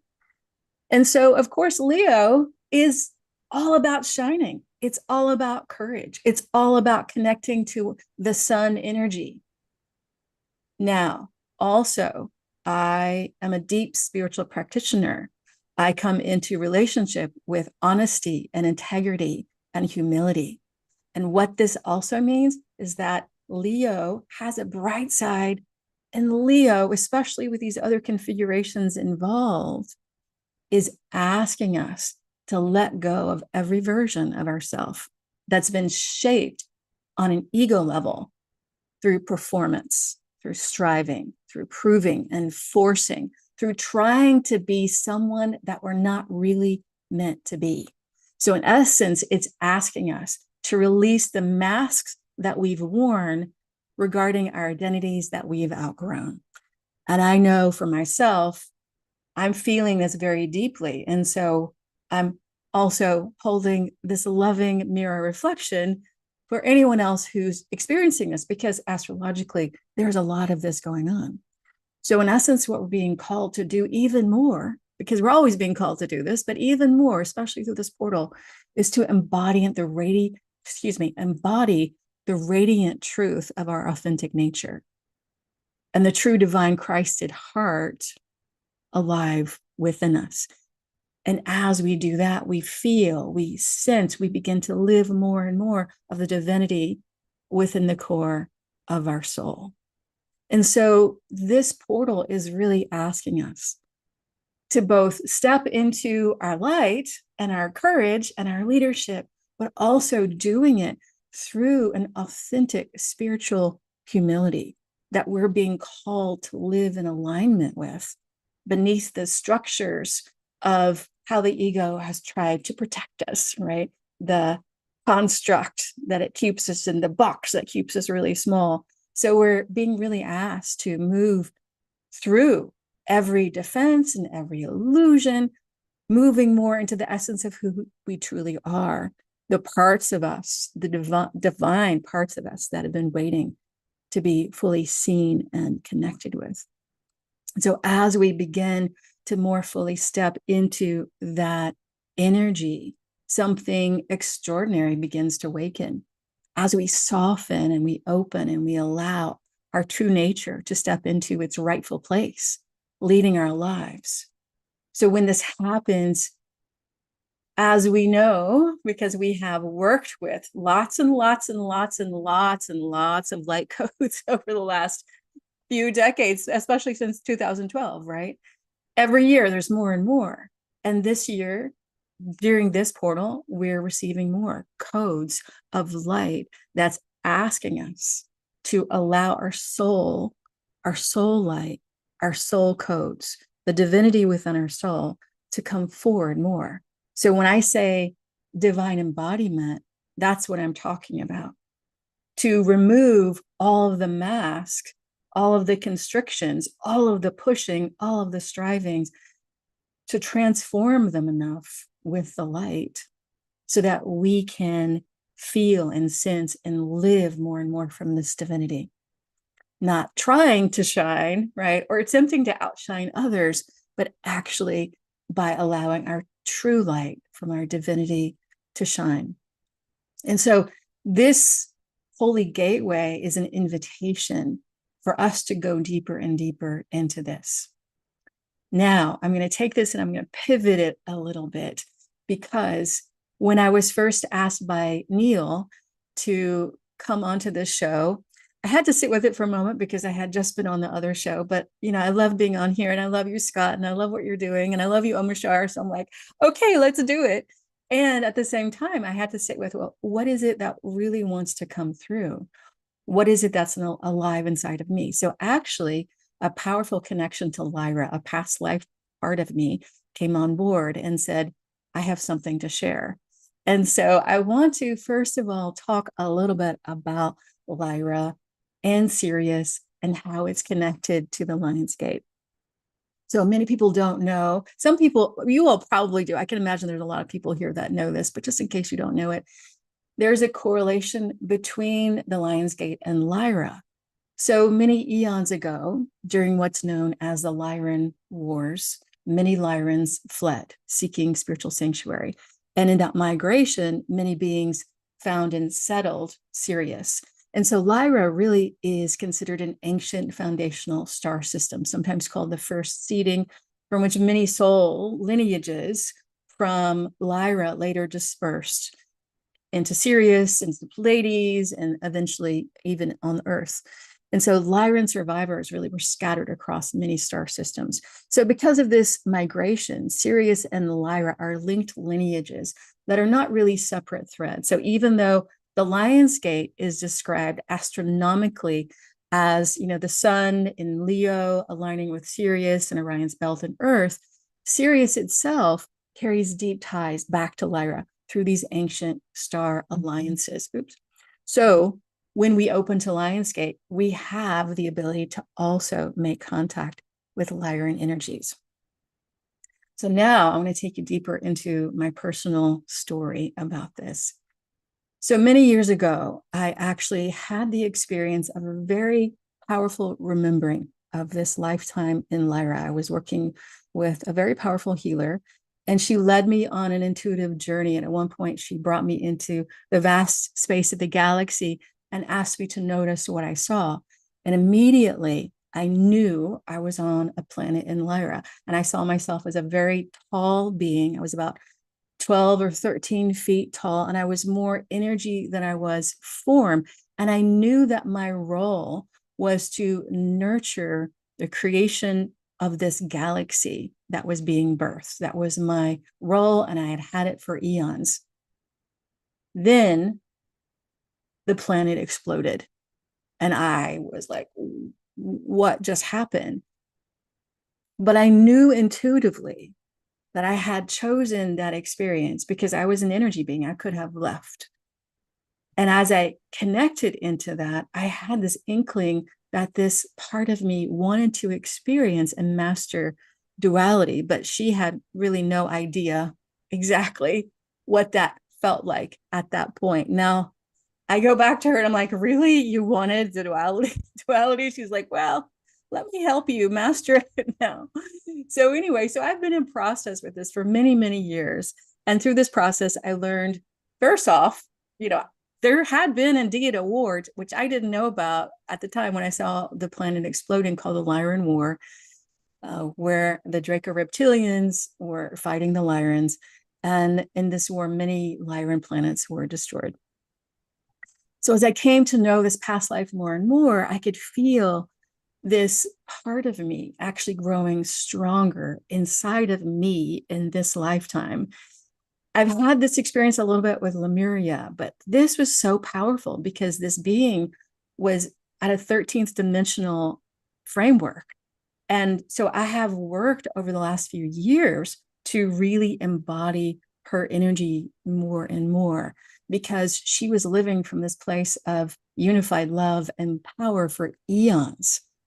So a year or so ago, I was being interviewed by a couple of other star seeds, and I shared the story. And they became very excited, and they said, please stay on after the show. They're chatting me on the side there. And they told me that they too remembered this race of very tall beings, more energy than form, and that they remember being one of these beings, and they also remember seeing planets explode. And so one of the women, her name is Jennifer Jukovsky, she actually remembered so much that she wrote a book about this called The Starlit Paths, The Lyran Legacy, which you can, if you're interested, you can find on Amazon. Jennifer's been on the show. What's that? Jennifer's been on the show. Great. Yes, great. So you know who I'm talking about. Starlit Paths, The Lyran Legacy. So reading her book brought on even more memories for me. So many that this past life part of me started being more and more present. So I actually know her name. Her name is Iolicia, and she's continued to integrate and embody into my present incarnation. And over the past year, she's come on even more because I've been immersing myself in the Akashic field. I just taught a program called Quantum Somatic Awakening, and she actually did her first transmissions with some advanced students. So when it came to this program, she's like, I have something to share. And so I want to be mindful of time, but there is something that she wants to share. So I'm going to go ahead and go into transmission state. Okay.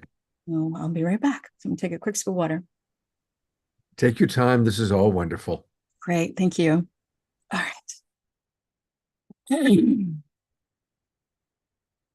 So as part of this process, there's going to be some light language. So I invite you, if it feels aligned, to close your eyes and to turn off the linear side of your brain and just receive from your heart space and your spirit.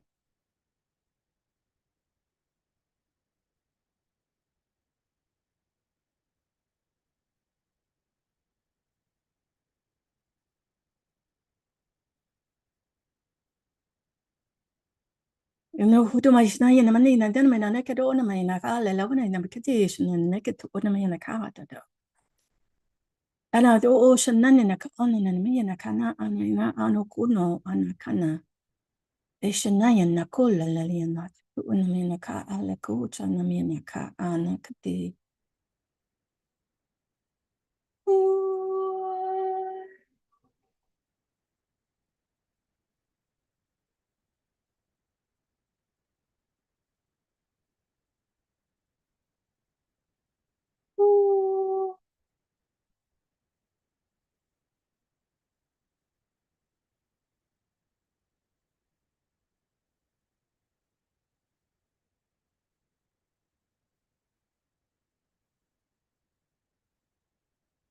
Beloveds, we come to you in a unified state of all time. We invite you to stretch your awareness into a place that includes the past, the present, and the future.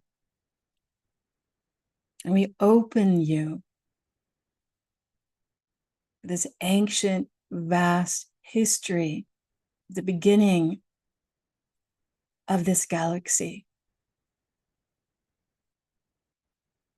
A time where it was known, felt, and sensed on all levels that love is at the core of creation.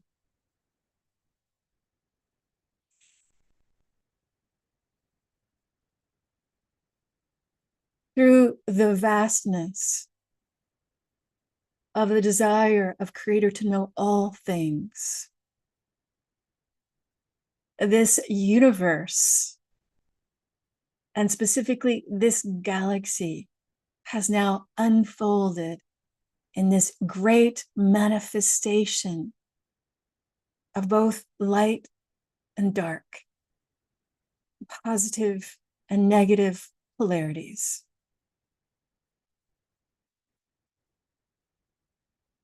And as part of this process, this holy planet holds the belief of separation. We know this is nothing new to you, but we want to bring awareness and light, as our sister before talked about, to bring this light into the places that are still contracted, that are still forcing, trying, pushing, better than, less than, closed, contracted.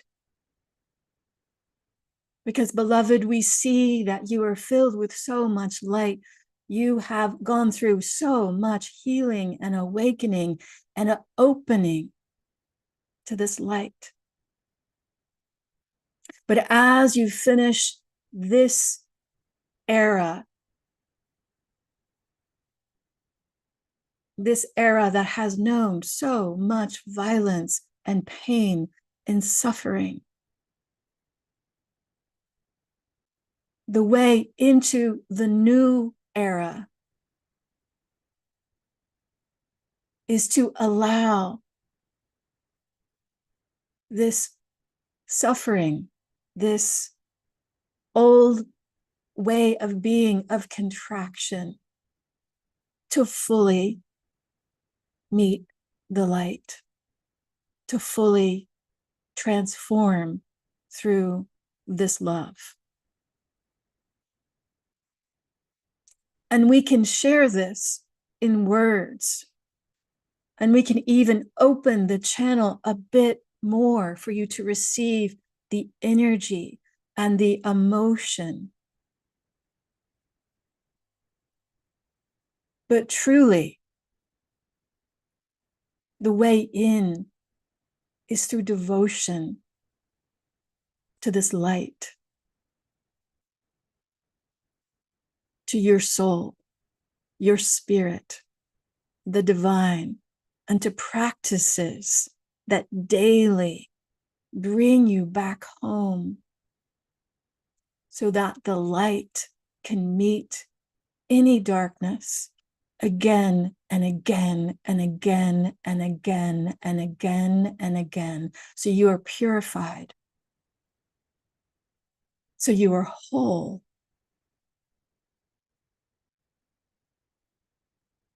The truth is that you have always been whole.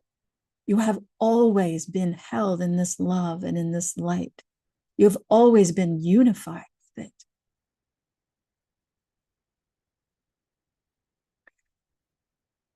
But you will feel and believe that you are separate from it the more that the ego lives and rules your life. So we beseech you to make this a practice, to not allow spiritual ego to say you've already have completed the epiphany. Because the truth is that this process, this mastering of duality continues on and on until you achieve mastery at the level of ascended master. So until you have reached that place, beloved, there is still more to do. We say this in the most deeply loving way, the most deeply accepting way. And we invite you to notice how this resonates in your being. It is true, this gateway is filled with light, and this light is reflecting inside of you, especially the places that believe that it is not the light. Those places especially need this love so that they can know, feel, sense, and fully embody the wholeness of your being, the completeness of who you are, and the power that comes in your fullness and your totality as you live higher and higher frequencies of the divinity that is within you. It is not outside. It is within. It has always been within. This transformational process that we speak of transforms the darkness. So the full totality of the divine light inside of you can be made manifest. This is the new earth, incarnated within you. So, beloveds, we invite you to take 3 full deep breaths in and out and to receive this light and to receive the courage that it takes to be this deep of a diver, to be this humble. Humility is not about giving yourself away. Humility is about seeing clearly how the ego has kept you separate in all the facets, in the hidden ways, in the frozen places. The light of love wants to meet you there.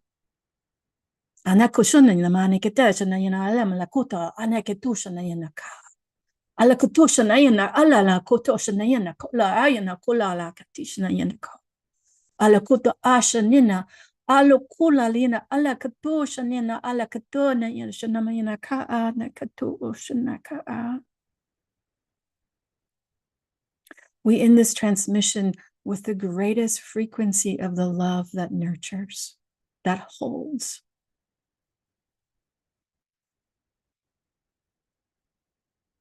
The frequency of the cosmic mother that is always calling you back to her arms,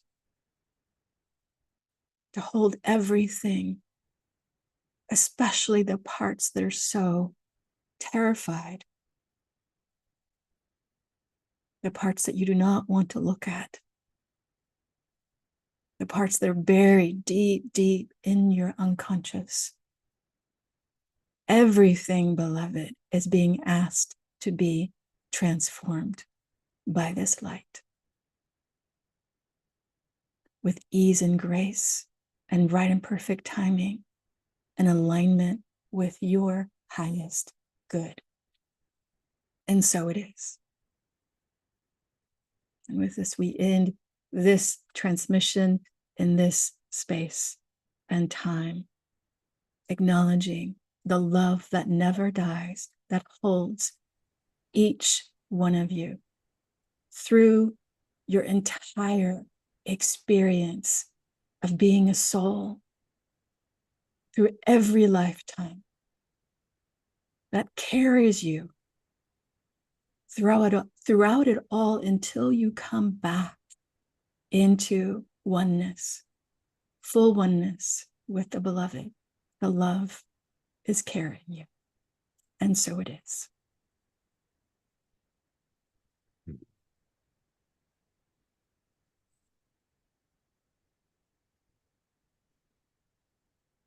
So this transmission is now complete through all space and time.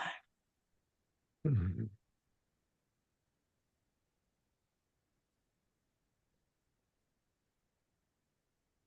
And it's a beautiful transmission. Absolutely beautiful.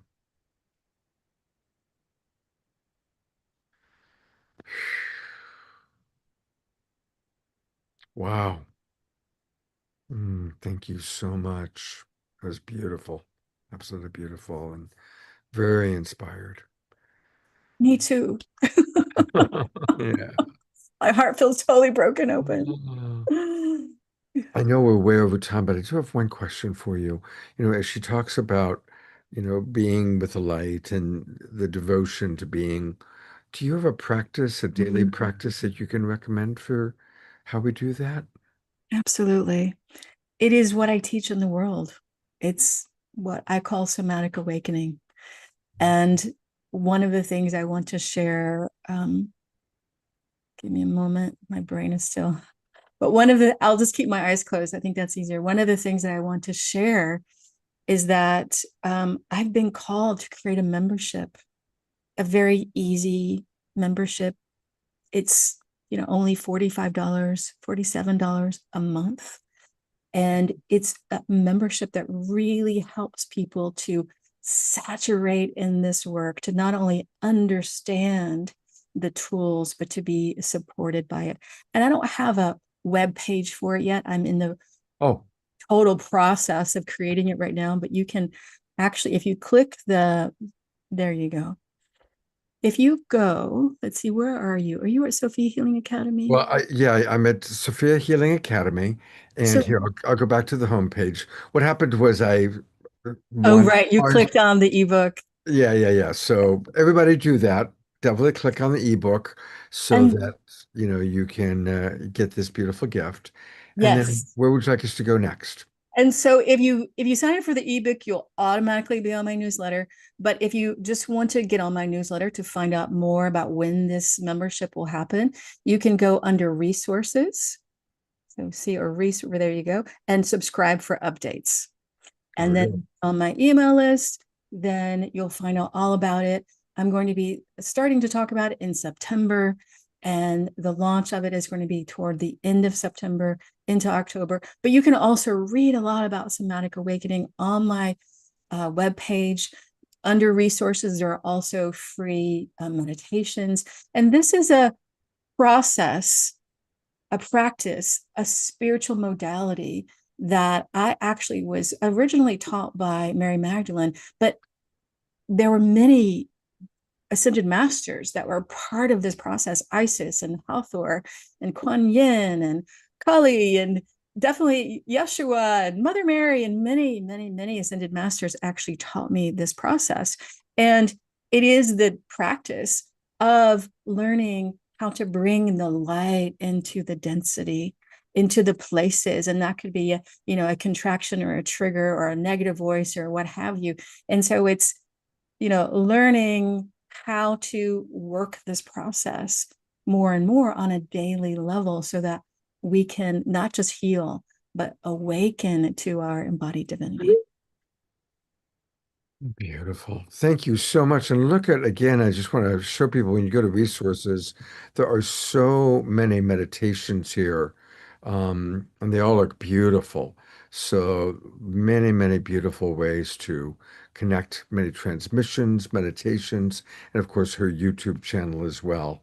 Um, so you talk about devotion. I know how devoted you are to awakening and helping to lift us all up. Thank you, Melissa. You're a gem. You're an absolute gem. Thank And you. I would just will say really quickly, because this is a show connected to Portals to Ascension, I'm going to be on the Portals to Inner Alchemy conference in September, on September 11th and 12th. And it's a free conference. Apparently, we just got Matt Kahn on, Oh, and a wow. bunch of And other people. here it is right here. And Nana Kasha, you're going to be on there as well. And look at you. You're right in the center of it. In I the know, I beginning. love it. There you are, right in the middle of it all, with the light coming down on top of your head there. That's I love how quite they do beautiful. that. Yeah, yeah. I'll be teaching on the second day, and it's going to be all about the inner alchemy of somatic awakening. Beautiful, beautiful. Well, that's going to be a good one, September 11th and September 12th. So everybody, that's definitely something to make sure you register for, and I'll put that in the chat box right now. Thank you so much, Scott. Love to you. Thank you, Melissa. Big love, big hug. Mwah. I look forward to You- seeing you sometime in the Bay Area soon. Let's do that soon. I would like that. All right, take care. Wow. Well, you know what's amazing? We've had 41, 42 people in the Zoom room for the last hour and a half, and you're all still here. And there is a wonderful reward for you, which is that our beloveds AJ and Tom are here.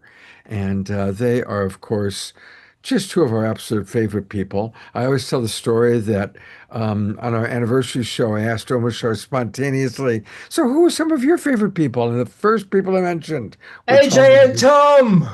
Exactly like that. You're one But of our that's- favorites too. It's true. You are. And you guys are getting around. I got to bring Omashar up. You guys are getting around. I'm seeing you guys in a lot of wonderful places. Well, you know, yeah, it's been great. We're actually going to be on the cover, or actually are on the cover of Awakened magazine this month. So anyone that goes to Awakened magazine, you'll see us there, and we've got an article inside there. And we're going to be doing a special channeling at the Awakened Lifestyle Expo in Costa Mesa coming up at the end of this month as well. And I tell you, there is a ton of swag, whether you get a day pass or a weekend pass. If you're into swag, there is a ton of swag that we're participating in that is part of the conference as well. You'll get to meet us and many other amazing people there as well. And one of those things I'd love to share this story is they've created a tarot deck of presenters at the expo. Yeah. And so they asked us if we wanted to participate, and we said yes. They said, which card would you be? And I said, well, obviously the lovers. There Come you go. on. Right, of course, of course. There's how many two of you are there? So we're Worked out delighted about perfectly. that. Hey, we are so excited to be on, and we are so glad to be with this family. We love this family so much. Yeah. And you know, I want to say to you that you've heard so much tonight. You could sit and ponder tonight's show for many, many, many hours. This is an opportunity. We want to go into channeling right away. This is just a wonderful opportunity for you to ask questions of the guides. And so we'll do a quick invocation to bring in the guides, as we always do. We actually learned to do that through On your show. this show. Yes. We had someone say that the energy was so strong, and so we asked the guides about it, and they said, yeah, you kind of need to help people ease into it. So Yes. we Get will everyone do aligned. that. So we'll do that quick alignment and bring in the guides, but we're also bringing in your guides. It's important too, as you meditate with us, that you really allow in your guides to come in, because all of those collective energies, and especially on a day like today, which we've been celebrating all day. And again, All week. Omashar, we agree with you wholeheartedly. Every day is a portal. And yet there is something very special and powerful about this year's Lionsgate. And I don't know if she's still on, but I have to say to Melissa, we have been connecting with Lyra all day. I have to tell you, and have been for quite some time anyway. I'm a Syrian starseed, AJ's an Arcturian, and interestingly enough, you can't be connected to the Sirians without being connected to the Lyrans. And so, and what an important time now. So many people have talked about this time period and what this time period represents. The courage of the Lyrans is such an important energy to call up right now, because it takes courage to really see past what's going on right now. A lot of the chaos, a lot of the confusion. I'm sure the guides will talk more about that. So enough from us. We'll go. I did bring Melissa up. If you Oh, hi, Melissa. I just wanted to say that to you. So I'm sitting here nodding my head wildly while you were talking about that. So thank you for that. Absolutely. Yes. And I totally agree with you about the courage Yeah, on many levels. Yes. absolutely. Couldn't agree more. In fact, whenever I feel like I need courage, I call on the Lyrans. All right, let's go ahead and get started. We're conscious of time. And so again, I'm going to encourage you, if you have questions of the guides, please put them in. Scott will share whatever he sees in chat. Please put your questions into chat. There's no question the guides can't answer. Absolutely. And once the guides are done with the questions, just hang tight, because I love to share this energy transmission called the hug with you. The entire transmission from the guides is actually an energetic transfer, but they want you to know just how much you are adored and a part of Source at the end there. So just hang tight for a few seconds, take that in, and then we'll come back for a little debrief with the Global Peace Tribe team. So this is your time. Let's go ahead. And you've been breathing a lot tonight. We're going to breathe a little bit more. Notice how important our breath is.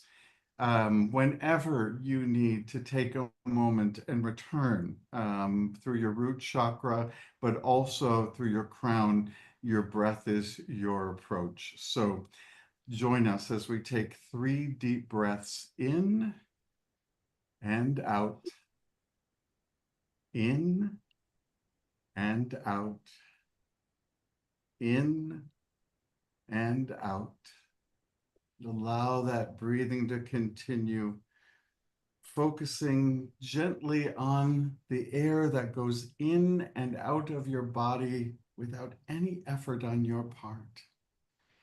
The ability of your body to simply take in the energy of the universe every single moment, carrying a life force, allowing that air as it is inhaled to feed every cell in your body, to fill it with a life force, and then to allow the exhalation of your breath to release anything that does not serve you in this moment.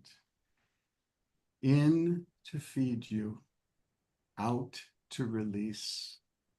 This natural process is available to you at all times. It is from here, as we allow each of our chakras to shine, and particularly our third eye chakra, opening a door out to the etheric realm. We have been here all night. And here we call on our wonderful, loving guides, and we call on your guides, those around you of the highest vibration, those interested in your greatest and highest good, those closest to the light. We invite them in to join us all at this etheric table, to sit together in communion. Our ability to share hearts, to share energies, to share minds. The guides invite you to join them as they join you, and we are so grateful for their presence. We ask, dear guides, that you enable AJ and I to communicate your message and transmission clearly and completely for the greatest and highest good of those who are listening. We welcome you. Indeed, dear ones, we are so grateful for the energy and the enthusiasm shared tonight at this particular moment. Notice, dear ones, how we have brought you back to center. Important for you at this time to come back into your body and to ground, not to float away or to get too carried away,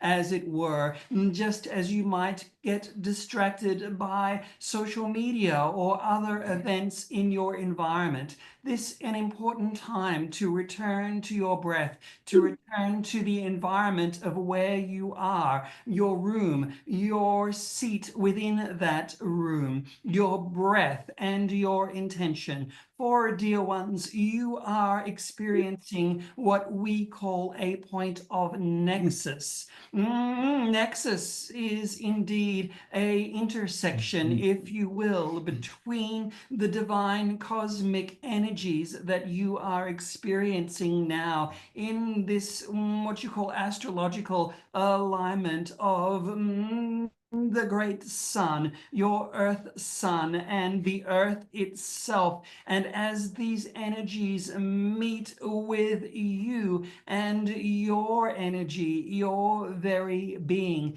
this creates the nexus. This is an intersection. And what is this for you, dear ones? This is an opportunity for you to step forward in the powers of your intention, in the powers of your creation, in the powers of your remembering, and in the powers of your very divine being. So when we speak with you today on this auspicious time, the light of Sirius shining down with the light of the sun, always present for you, always available to you, we must ask, are you feeling the greatest symptom of all, which is joy? It is all for your joy, beloveds. None of this is for your mind. None of this is for your intelligence, though you are quite engaged there, yes. But all of this is for your joy. Note that joy does not require thought. It does not require circumstance. It is a vibration. It is, in fact, the highest frequency you are able to experience now in these bodies, in this time and space.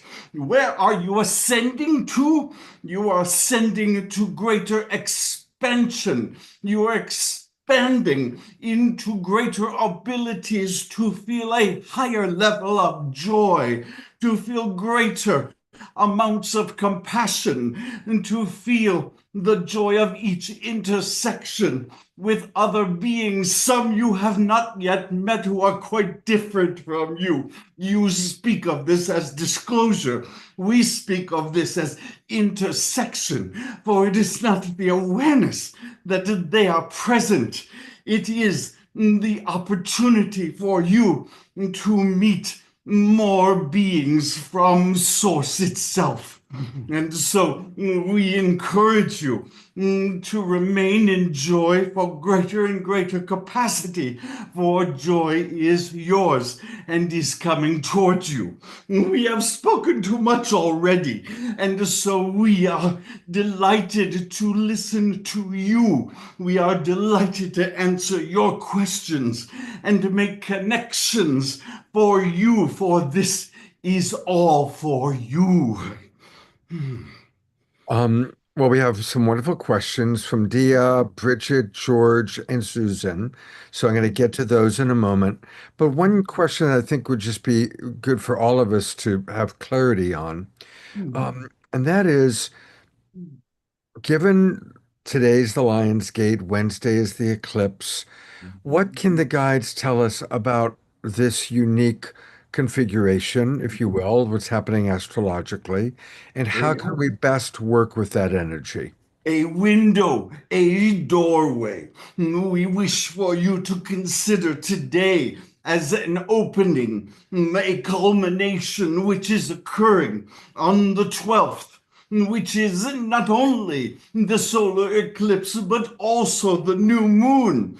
Such power is available to you now. And so, how you shall spend these days, these very few days between the two, we would recommend to you that you become clear about your desire.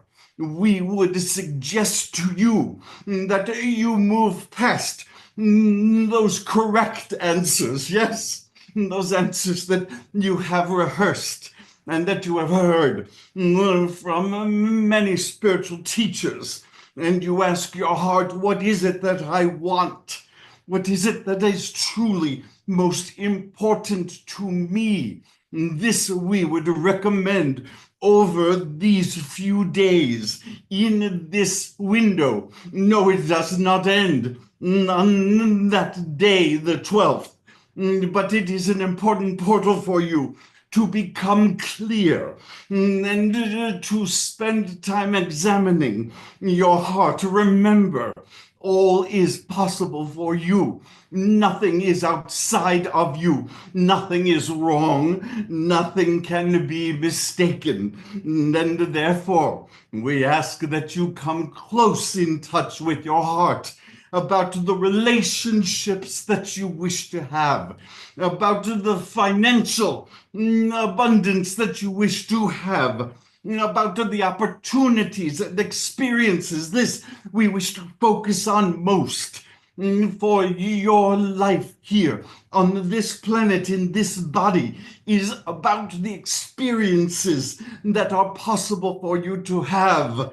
And so we would encourage you to become clear about these. An intersection, yes, a meeting which could not be possible without you, these divine energies coming together and working with you at this time, remembering that you are fully equipped to receive these divine energies through the perfection of your physical body, which comes with a chakra system, which comes with a third eye, and which comes with a crown chakra, and importantly at this time, which comes with a root chakra. For this is a time of finding those intentions and laying them deep into the ground to take solid root. Much need for grounding now, yes? Much need for rooting. For you have heard already this evening the importance of allowing Mother Gaia to constantly feed you and to pull from you those things which are not necessary for you, which do not serve you, so that she may reconstitute them. This requires your time in your root chakra. Thank you very much. We've got several questions. Ayada, I'm going to go with hers because I think it's most applicable to everyone. How can we help or support people in our lives who are truly feeling lost and deeply suffering? Your heart chakra, many believe, is the energy of love, but we wish to clarify this much more, for it is in fact the energy of compassion. Do you know this is the energy of love that Source feels for you? What does this mean? It means that you have the ability to allow individuals to be who they are, to not feel like you must judge them, but that you are able to accept them. You are able to see them as they are, to understand their perspective, even in cases when you disagree with that perspective. For no one operates purely for evil or for good. They operate from a perspective, just as we do, just as all of the energies of the universe does. And therefore, our recommendation to you is that you allow compassion to lead you in every intersection you have with other beings. Some of those intersections are lifetimes long, others are only a moment, and yet they all call upon your compassion in order for them to yield joy. Indeed, dear ones, the greatest path to wholeness, the greatest path to well-being, the fastest path to ascension, should you choose it, is recognizing in the other across from you their wholeness, their divinity, just as you are, brothers and sisters, uniting together on your planet and with the higher realms, with your guides and other beings from other dimensions, systems, and galaxies. So much opportunity for you when you stop the idea of having to fix, when you crash the lens of seeing things as broken or deficient and see them as divine, see them as whole, see the beautiful light that they shine, and then allow yourself to shine your own light in its own perfection.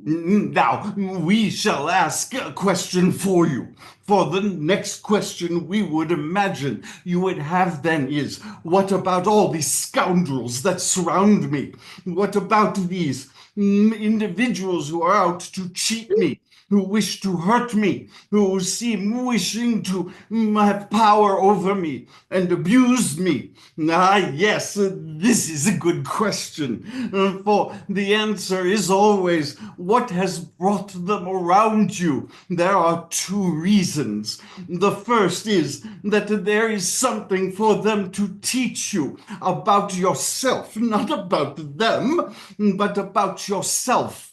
There is something for you to learn in your own vulnerabilities, in your own self-doubts, in the areas in which you have not girded yourselves and allowed yourself to feel the full love of Source.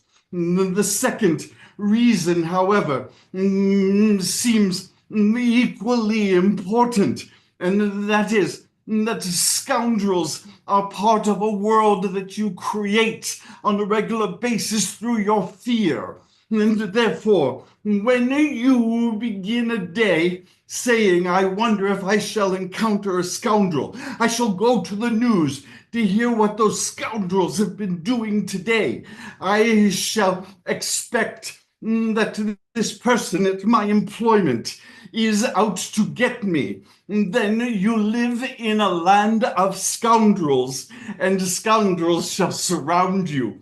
We would encourage you again to see the light of Source and to know that you are fully protected. Then you are invisible to scoundrels and they are invisible to you. Indeed, such scoundrels provide such wonderful intersections for you to expand into consciousness and to make new decisions, to move toward energies and vibrations and new intersections of greater alignment. Hence, again, the importance of returning to your root. What a lovely opportunity for you instead to see the light in others and to see those you intersect with, even those who may appear to be scoundrels, and to see through their own fears, their own limited beliefs,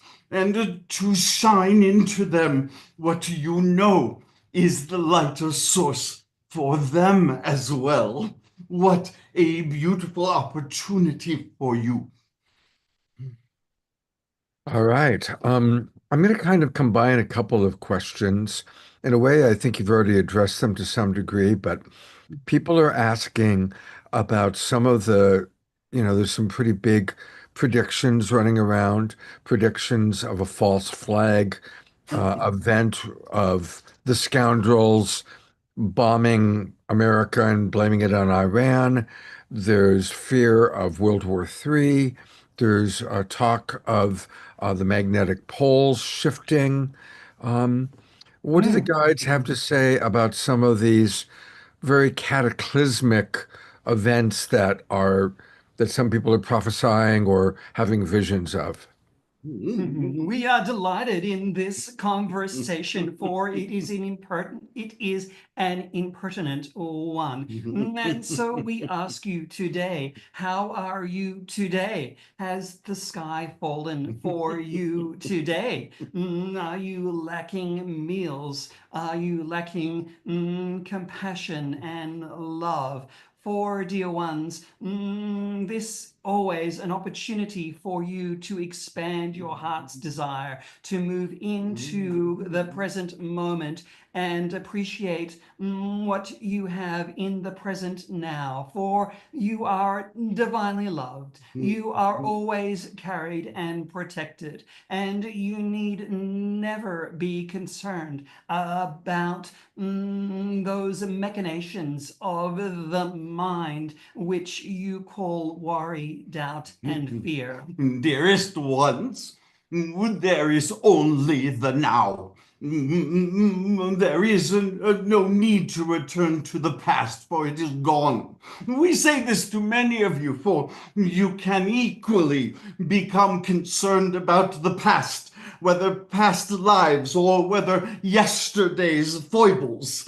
What we are suggesting to you instead is that there is only right now, and so this is true for the future as well. You could fill your minds completely with the possibilities of the future, and yet we would ask you, what door is opening for you right now?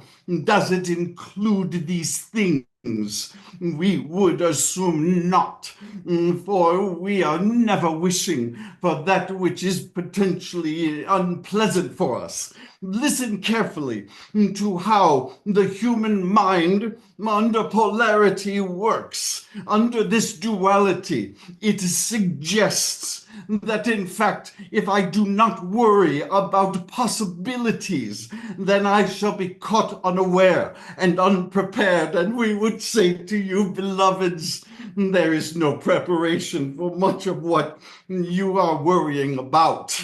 We would recommend that instead you living in the nurturing arms of Source itself and enjoying this present moment, enjoying the peace, calling upon the peace of this present moment, reflecting upon those in your life now who you adore and who adore you. This is a far greater use of your energy and will yield greater joy for you.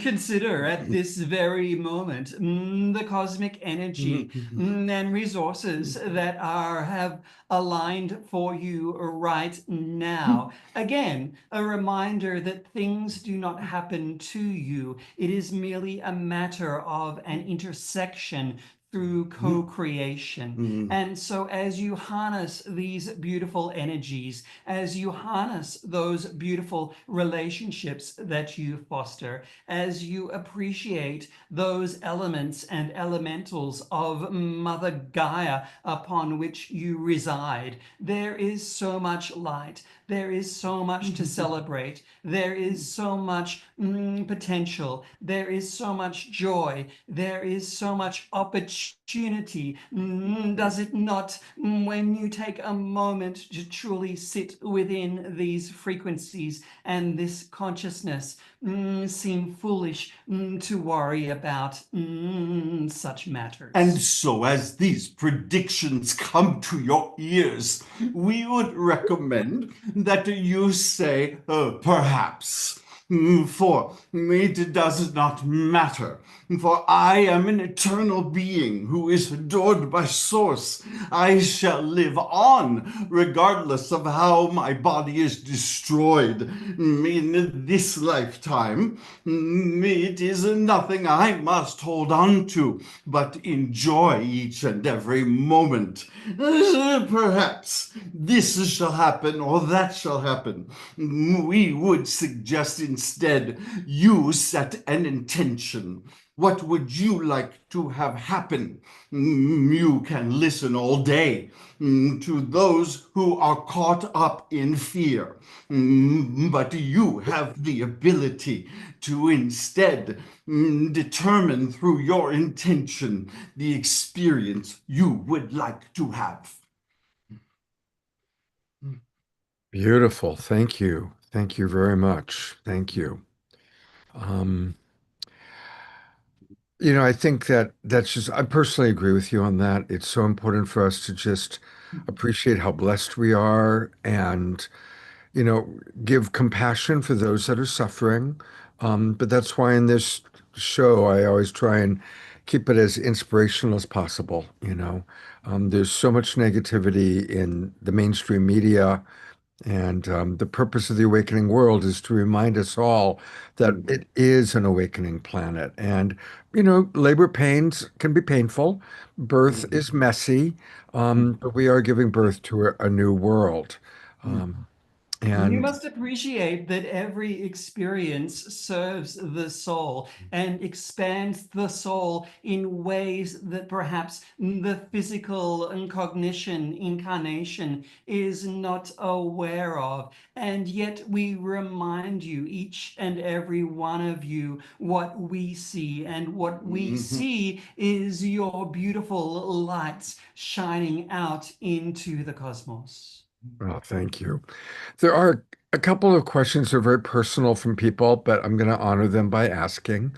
But I know you need to kind of keep them quick.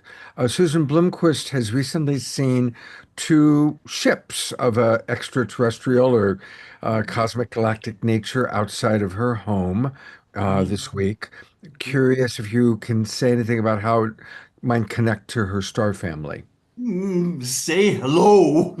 We again wish to remind you, beloved, that it is only an introduction when you see a craft.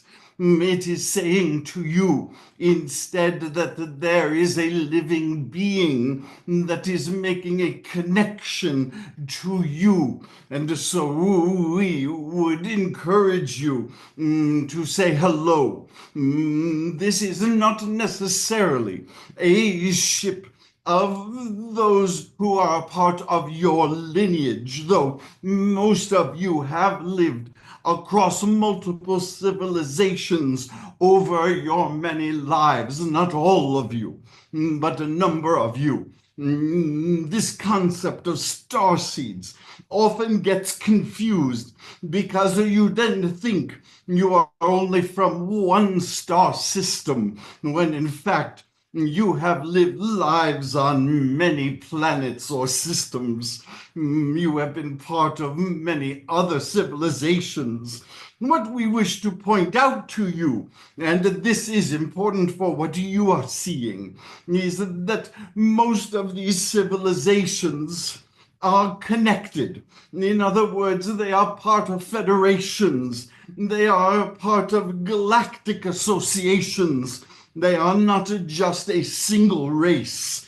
The Phoenix Lights, so many of you still talk about, is important only because it is not a single civilization, but multiple civilizations together.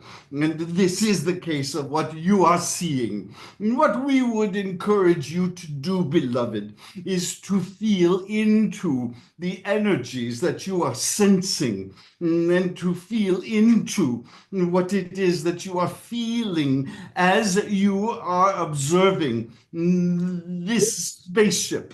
For this is most important, to find your connection. Indeed, and so we return to the concept of joy, and we remind you of the idea of awe and wonder and possibilities, perhaps even childlike innocence, as it were. For as you are aware, we do speak an awful lot on joy, not for the symptom of happiness, but for the vibrational aspect that it gives you, for it allows you the expansion and the freedom in your joy to extend your consciousness into the higher dimensions. Notice how when you are most relaxed, when you are in your quiet moments, when you are in joy, as it were, that you see us most. Say hello and allow the conversation to begin. You are part of a federation. Dr. Melissa says, I agree. We have all lived on many other star systems. All right, this is going to be the last question. And this is from our good friend George, who, of course, you know him, and he is a regular. And let me go back and find it here. Greetings, dear one. Oh, where was that question from George? It's somewhere way up here. It was one of the first ones that came in. Here we go. I almost got it. I could ask it if you'd like. Yes, go ahead. We Ask love the about vibration of your voice. what my mission is now. Yes, I know. That's why I'm letting you hear my voice. You are asking what your mission is, are we correct? That's correct. We love this question, for there is often great confusion, for humans easily confuse mission or purpose with some grand opportunity or some grand accomplishment. And we would say to you, your purpose is to be you. Your purpose is to fully expand into all of your capacity. We call this self-realization. And so we would say to you, dear one, that there is more for you to understand about who and what you are, all of the aspects of your creation. It is your soul that we are interested in, for the identity of this human being that is currently housing your soul is temporary. Your soul is eternal, and it is on a constant eternal quest to learn more of all of its capacity.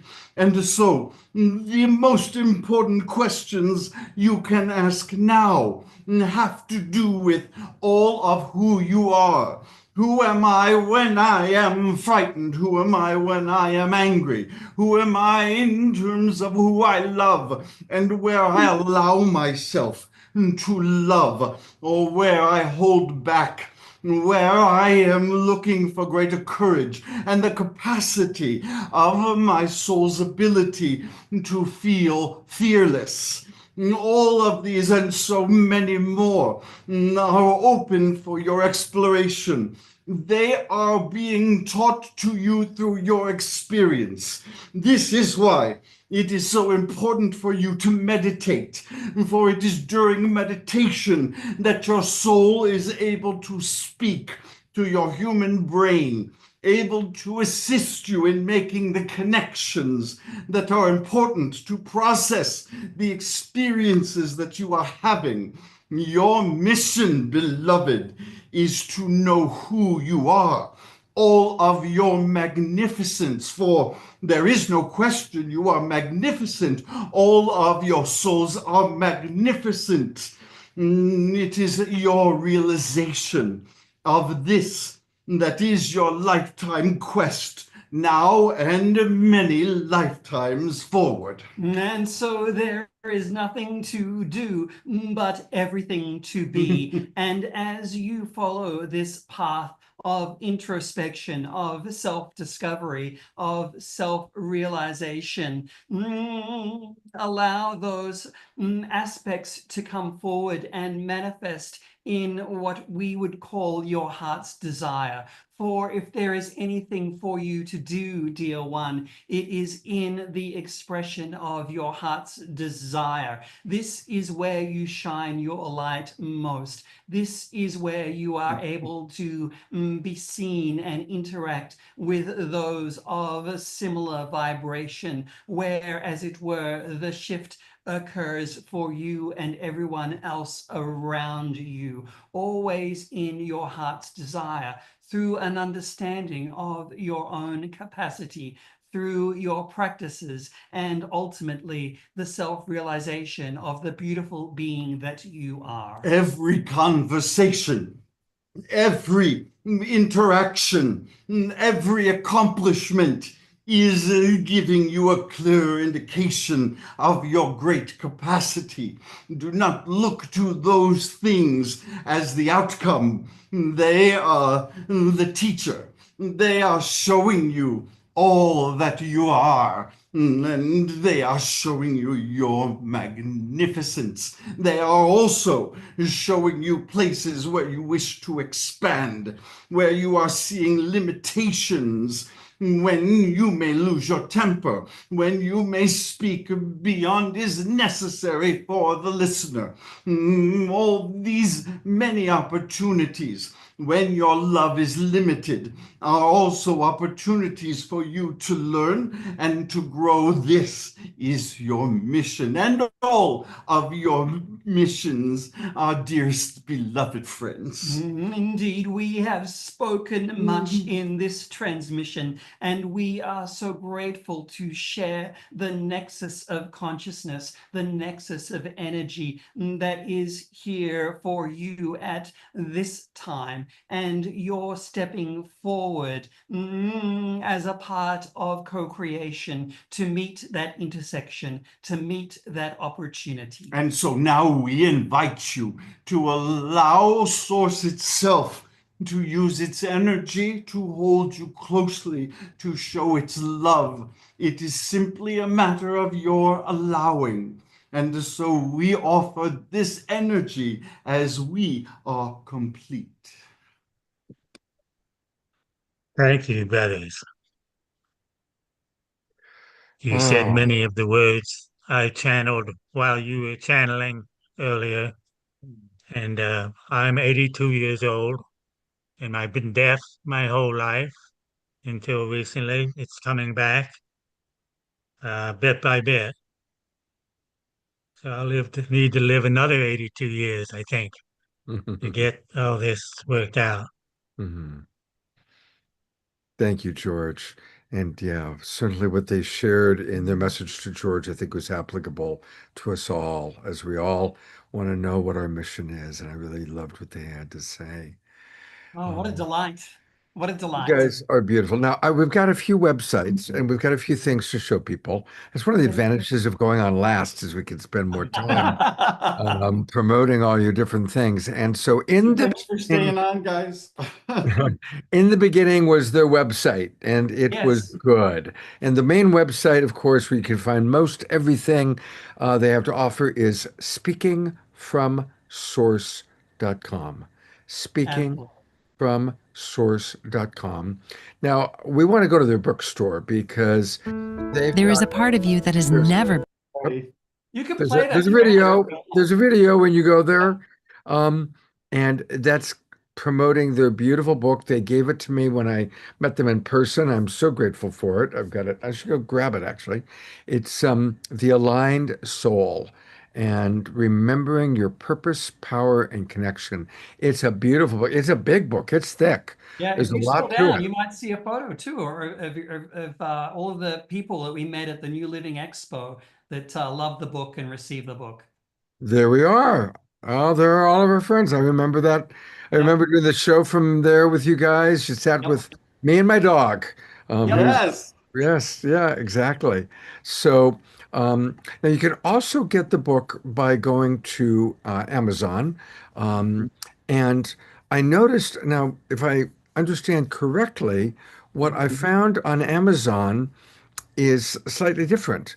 What I found on Amazon is this. No, that's not ours. Oh, No, that's not yours. The type Alliance. in the It's a Alliance. different Aligned Soul. No Yeah. wonder I was confused Just because I type saw in. a different book cover. So there we I mean, you go. can buy that one if you want, but it's not ours. No. I want Type you in- guys. Go to Amazon, just type in the Aligned Soul, AJ Tom, and ours will pop up for sure. But you can also Here buy it is. directly off Okay, their website. I did find it on Amazon. Okay, so here it is. That was just a bit of a false We alarm. love to share. There's the true Aligned Soul is right here on Amazon. But you can also buy it directly from them. If you go to Speaking from Source, you can get it directly from them. And you guys have got some really exciting things going on. We just had David Trotter from Awaken Magazine on the Yeah, I show love him. 2 weeks ago, and he was, of course, promoting what you're going to be doing down in, I think it's Costa Mesa, Mesa, if I recall. Yeah. So it's one big happy family all coming together. Absolutely. Well, we know we would love all of the Global Peace Tribe community to come onto our website, speakingfromsource.com, and on the homepage, just scroll down to the bottom, and we've got a free gift for you. If you put in your email, you'll get our Wisdom Wednesday insights for the guides absolutely free. Okay, so you And go to so Speaking scroll from down the Source, bottom, yeah. go all the way down. Hey, All look the way at there down. we are. I know, they're all the events, and there it is, Wisdom Wednesday. Get your free gift from the guides. Under that, there's also an interview we did with Alex Ferrari and everything, but there's a lot of resources there on the webpage for you, and it's just a great way to stay connected with everything that we're doing. And our YouTube channel, the whole bit. Yep. Our mission, our mission from the guides is to share the wisdom of the guides with as many people as possible. And so that's why you'll see us doing as many things as we can, because it's just about sharing the love. Absolutely. And we love being on this show and with this community. And we're so grateful to you and Omar Shah as well. We just love the energy, and all from the other guests that are on. Wow, what a bright light all of that In fact, is. Omar, I was just listening to your music today, as a matter of fact. A good choice.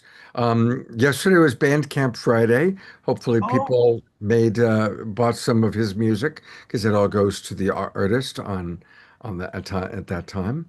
Yeah. So guys, thank you so much for being with us. Thank you for waiting until the end. You guys wrapped it up in such a beautiful, beautiful fashion. And since you love Omar Shah, guess what? We always close. He is the Alpha and Omega man. We begin with Omar Shah and we end with Omar Shah. Oh, it's prayer time right now. Oh my God, you're right. I apologize. Every now and then I have to admit I suffer from premature evaluation. And That's now and Zen. yeah, now and then that happens to me. So I did have that moment. I apologize. But beloved Diara, who has also been waiting and with us and commenting in the chat box and monitoring things, it is your time to do our prayer. Thank you. It's our time for prayer. Thank you, Scott. And yeah, I think we all love Omar Shah and the closing, so it's a comfort. And of course, going into prayer time, we often go down that roller coaster of such high elevations into, the 3D realities of things. I am being guided to mention Reverend Jeffrey put in the chat that on August 29th, we have a show coming up that Julie might be interested. I know she's not still here, but that is Inside Out, Conscious Education for the Awakening World. And as soon as I can get you the pics, we'll have a poster for that. So I wanted to honor that show that's coming up. And thinking back to the beginning of our show with Neil and Alan and speaking about the shifts and how things have changed so much, I made a note about being an OG. You talk about being an OG, Scott, and that's an old galactic. in the past, we used that differently. And in 1998, I came up with something. I said, when the bizarre becomes normal, the normal becomes bizarre. And that's where we're at, where what we talk about is becoming the norm. And so just really grateful for that. Um, and I'm noticing already changes in the light. Even though it's August, we're already shifting northern, southern hemispheres. And I made a note when Melissa was sharing about, nocturnal joy, that changes in the light. I'm thinking of all the creatures that are out in the dark, and the dark, of course, allows us to see the stars and the moon. So just honoring the all of it. And as we get ready to weave in the 3D heart's desires in our prayers, in addition to this expanded state of being that we're in, I see Nana's still here. All that we have. I've already been working on our prayers since the end of Omashar's second song. I see Ayada's again requesting prayers for the 1-month-old grandbaby dealing with that serious health condition. And as I'm feeling into that, bringing light into the stomach, into the gastric system, and asking that any energies be cleared that's interfering with the divine growth of this beautiful being. Carol, I already put on my sheet down here, sleep for you. You're such a party girl, so you're attracting parties all around you. We're praying for a good night's sleep for you. I saw Doug May come in, so more prayers to you, Doug, for your book. And any of us who are feeling called to write our stories, write our books. I see Christy's here. More love and light to you for your book. I'm going to put myself in there too. I have a book that needs to be written. Iada, I'm praying for you for explosions of light to shift that balance from the light that you've held for all those in your family that have had so much. Thank you, Dia, about the background.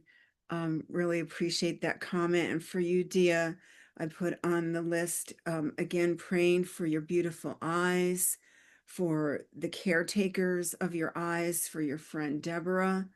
So continuing the prayers from the other night for you and those that we love.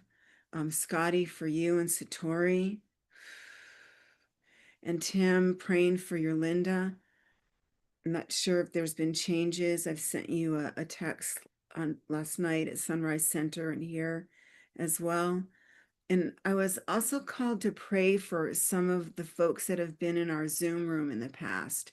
I remember once there was a gal beaming in from the hospital, and I don't remember her name, and some of the others that have been with us. And just knowing that I see you in my mind's eye and that you're included here in our prayers.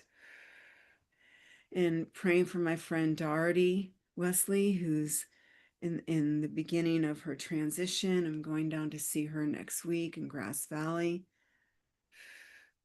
Praying for all our beloveds. I know Shoshana had a bunch of people in the other night. And praying for the continued awakening and the balance shifting. We talked about the fires last week. For Susan's friend Jane, for Canada, praying again for the firefighters, for our lungs. And just giving another moment for anything else to come in through the chat before we turn it back to you, Scott and Omashar, and just so grateful for the ability to hold all of us in prayer. Absolutely, the Spokane fires. Susan, your book as well.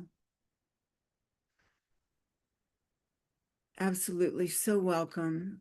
And in the chat, we see that Deborah is recovering, and I'm opening up my services for prayers, and so feel free to find me during the week as well. And I'm just kind of scanning our field before we shift, and I'm giving thanks for Omashar's humor, making me laugh at the most inappropriate times tonight. Thank you, brother, for that. And so with the joy that's here that AJ and his beloved partner have brought in, just turning this back over to you now. Enjoy. Thank you, Scott, and everybody. AJ and Tom. We're going to go to gallery view and have a minute of silence where everybody can add whatever prayer that they want to, and drawing upon our field of connected energy.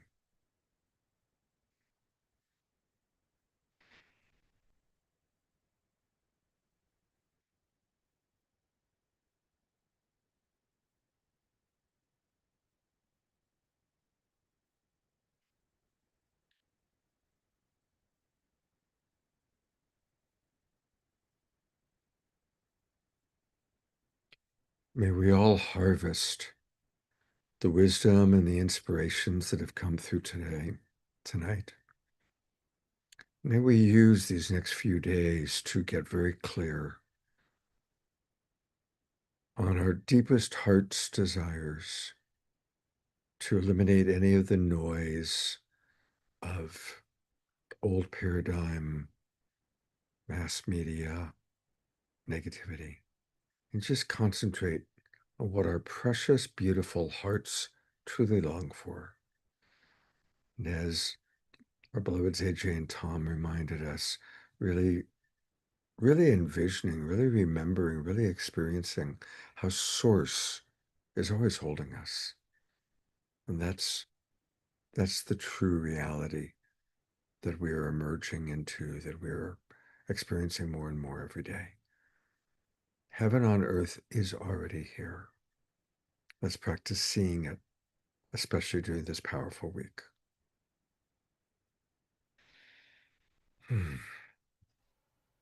And before we go to Omashar, I always like to let people know what's coming up.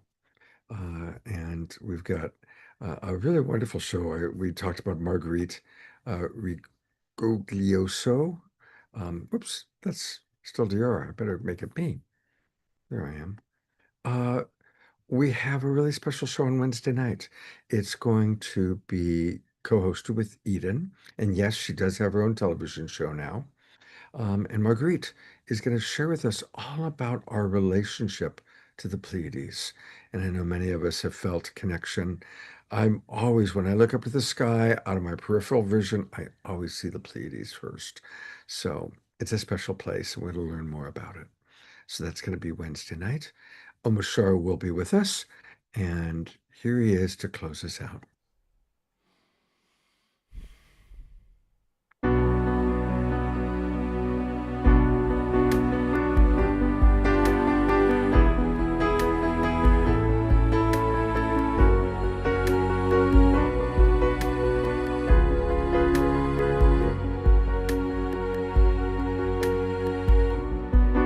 The quieter you become,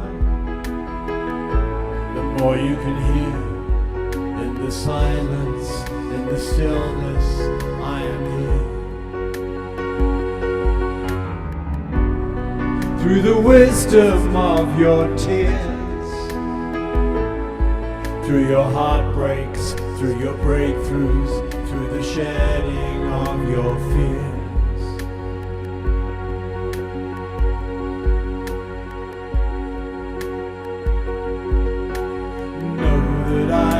With you and guiding your way, know that I am cheering you on.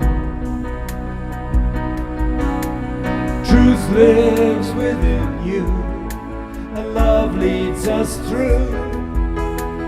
I love you.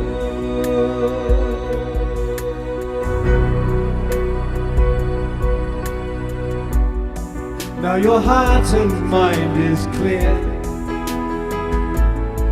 and you know that love is with you, love supports you, love is here. and you feel that you belong, and you're walking with purpose. You can hear your life's new song. So know that I am with you and guiding your way. Know that I am cheering you on. Truth lives within you, and love leads us through. I love you.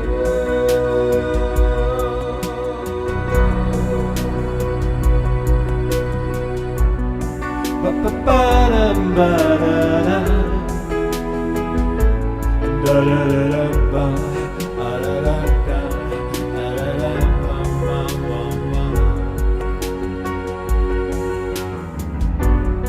Through the wisdom of your tears, through your heartbreaks, through your breakthroughs, through the shedding of your fears, to know that I am with you and guiding your way. Know that I am cheering you on. Truth lives within you, and love leads us through. I love you.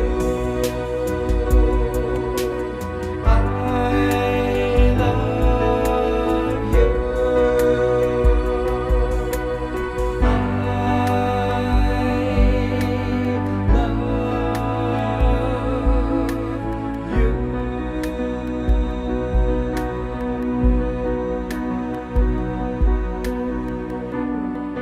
Ba-ba-dum-bum-bum-bum. Da-da-da-da-da.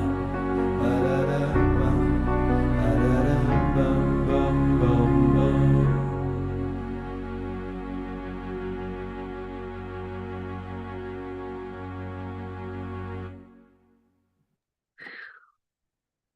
That was a perfect song to close with. Although I do want to make one more announcement. I want to remind everybody that Interfaith Awareness Week is about to start. And maybe, Diara, you can put in the chat box one more time the link to where people can see all the different programs. Of course, we promoted that when we had the show about it. And Diara's program is on Monday, so hopefully some of you will join Diara. And I know Pato and Antoinette are scheduled, and a lot of our friends. Of course, you can always go back to the show that we did about it. And remember, you can find all of our previous shows on our YouTube channel. And we have a wonderful YouTube channel, and that's where all of our shows live. And I think some of you don't even know that yet. So if you just go to our YouTube channel, and it's easy, it's YouTube. Just go to Global Peace Tribe, and that's where you'll find, in chronological order, all of our shows. So, and I'm stalling so you have time, DR, to put the link into the chat box. But you can go back and you can find, the program that we did promoting the upcoming Interfaith Awareness Week. There it is right there. And all of our shows. You also will find some of the Love Coach Academy stuff that we've been doing. So thank you. Is it in the chat box? It is. There it is. So everybody just click that, save it. And definitely I encourage everybody to enjoy Interfaith Awareness Week and seeing many of our friends there.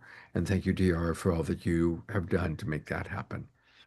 Thank you, Omar Shar, for your beautiful songs. Everybody enjoy Omar Shar. He's going to be going away again to England. I've been a busy little boy booking other musical artists, but there's nothing like when Omar Shar's with us. He's with us for another week.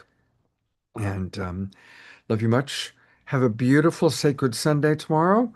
And I look forward to hopefully seeing all of you on Wednesday night. God's blessings, everybody. Take care.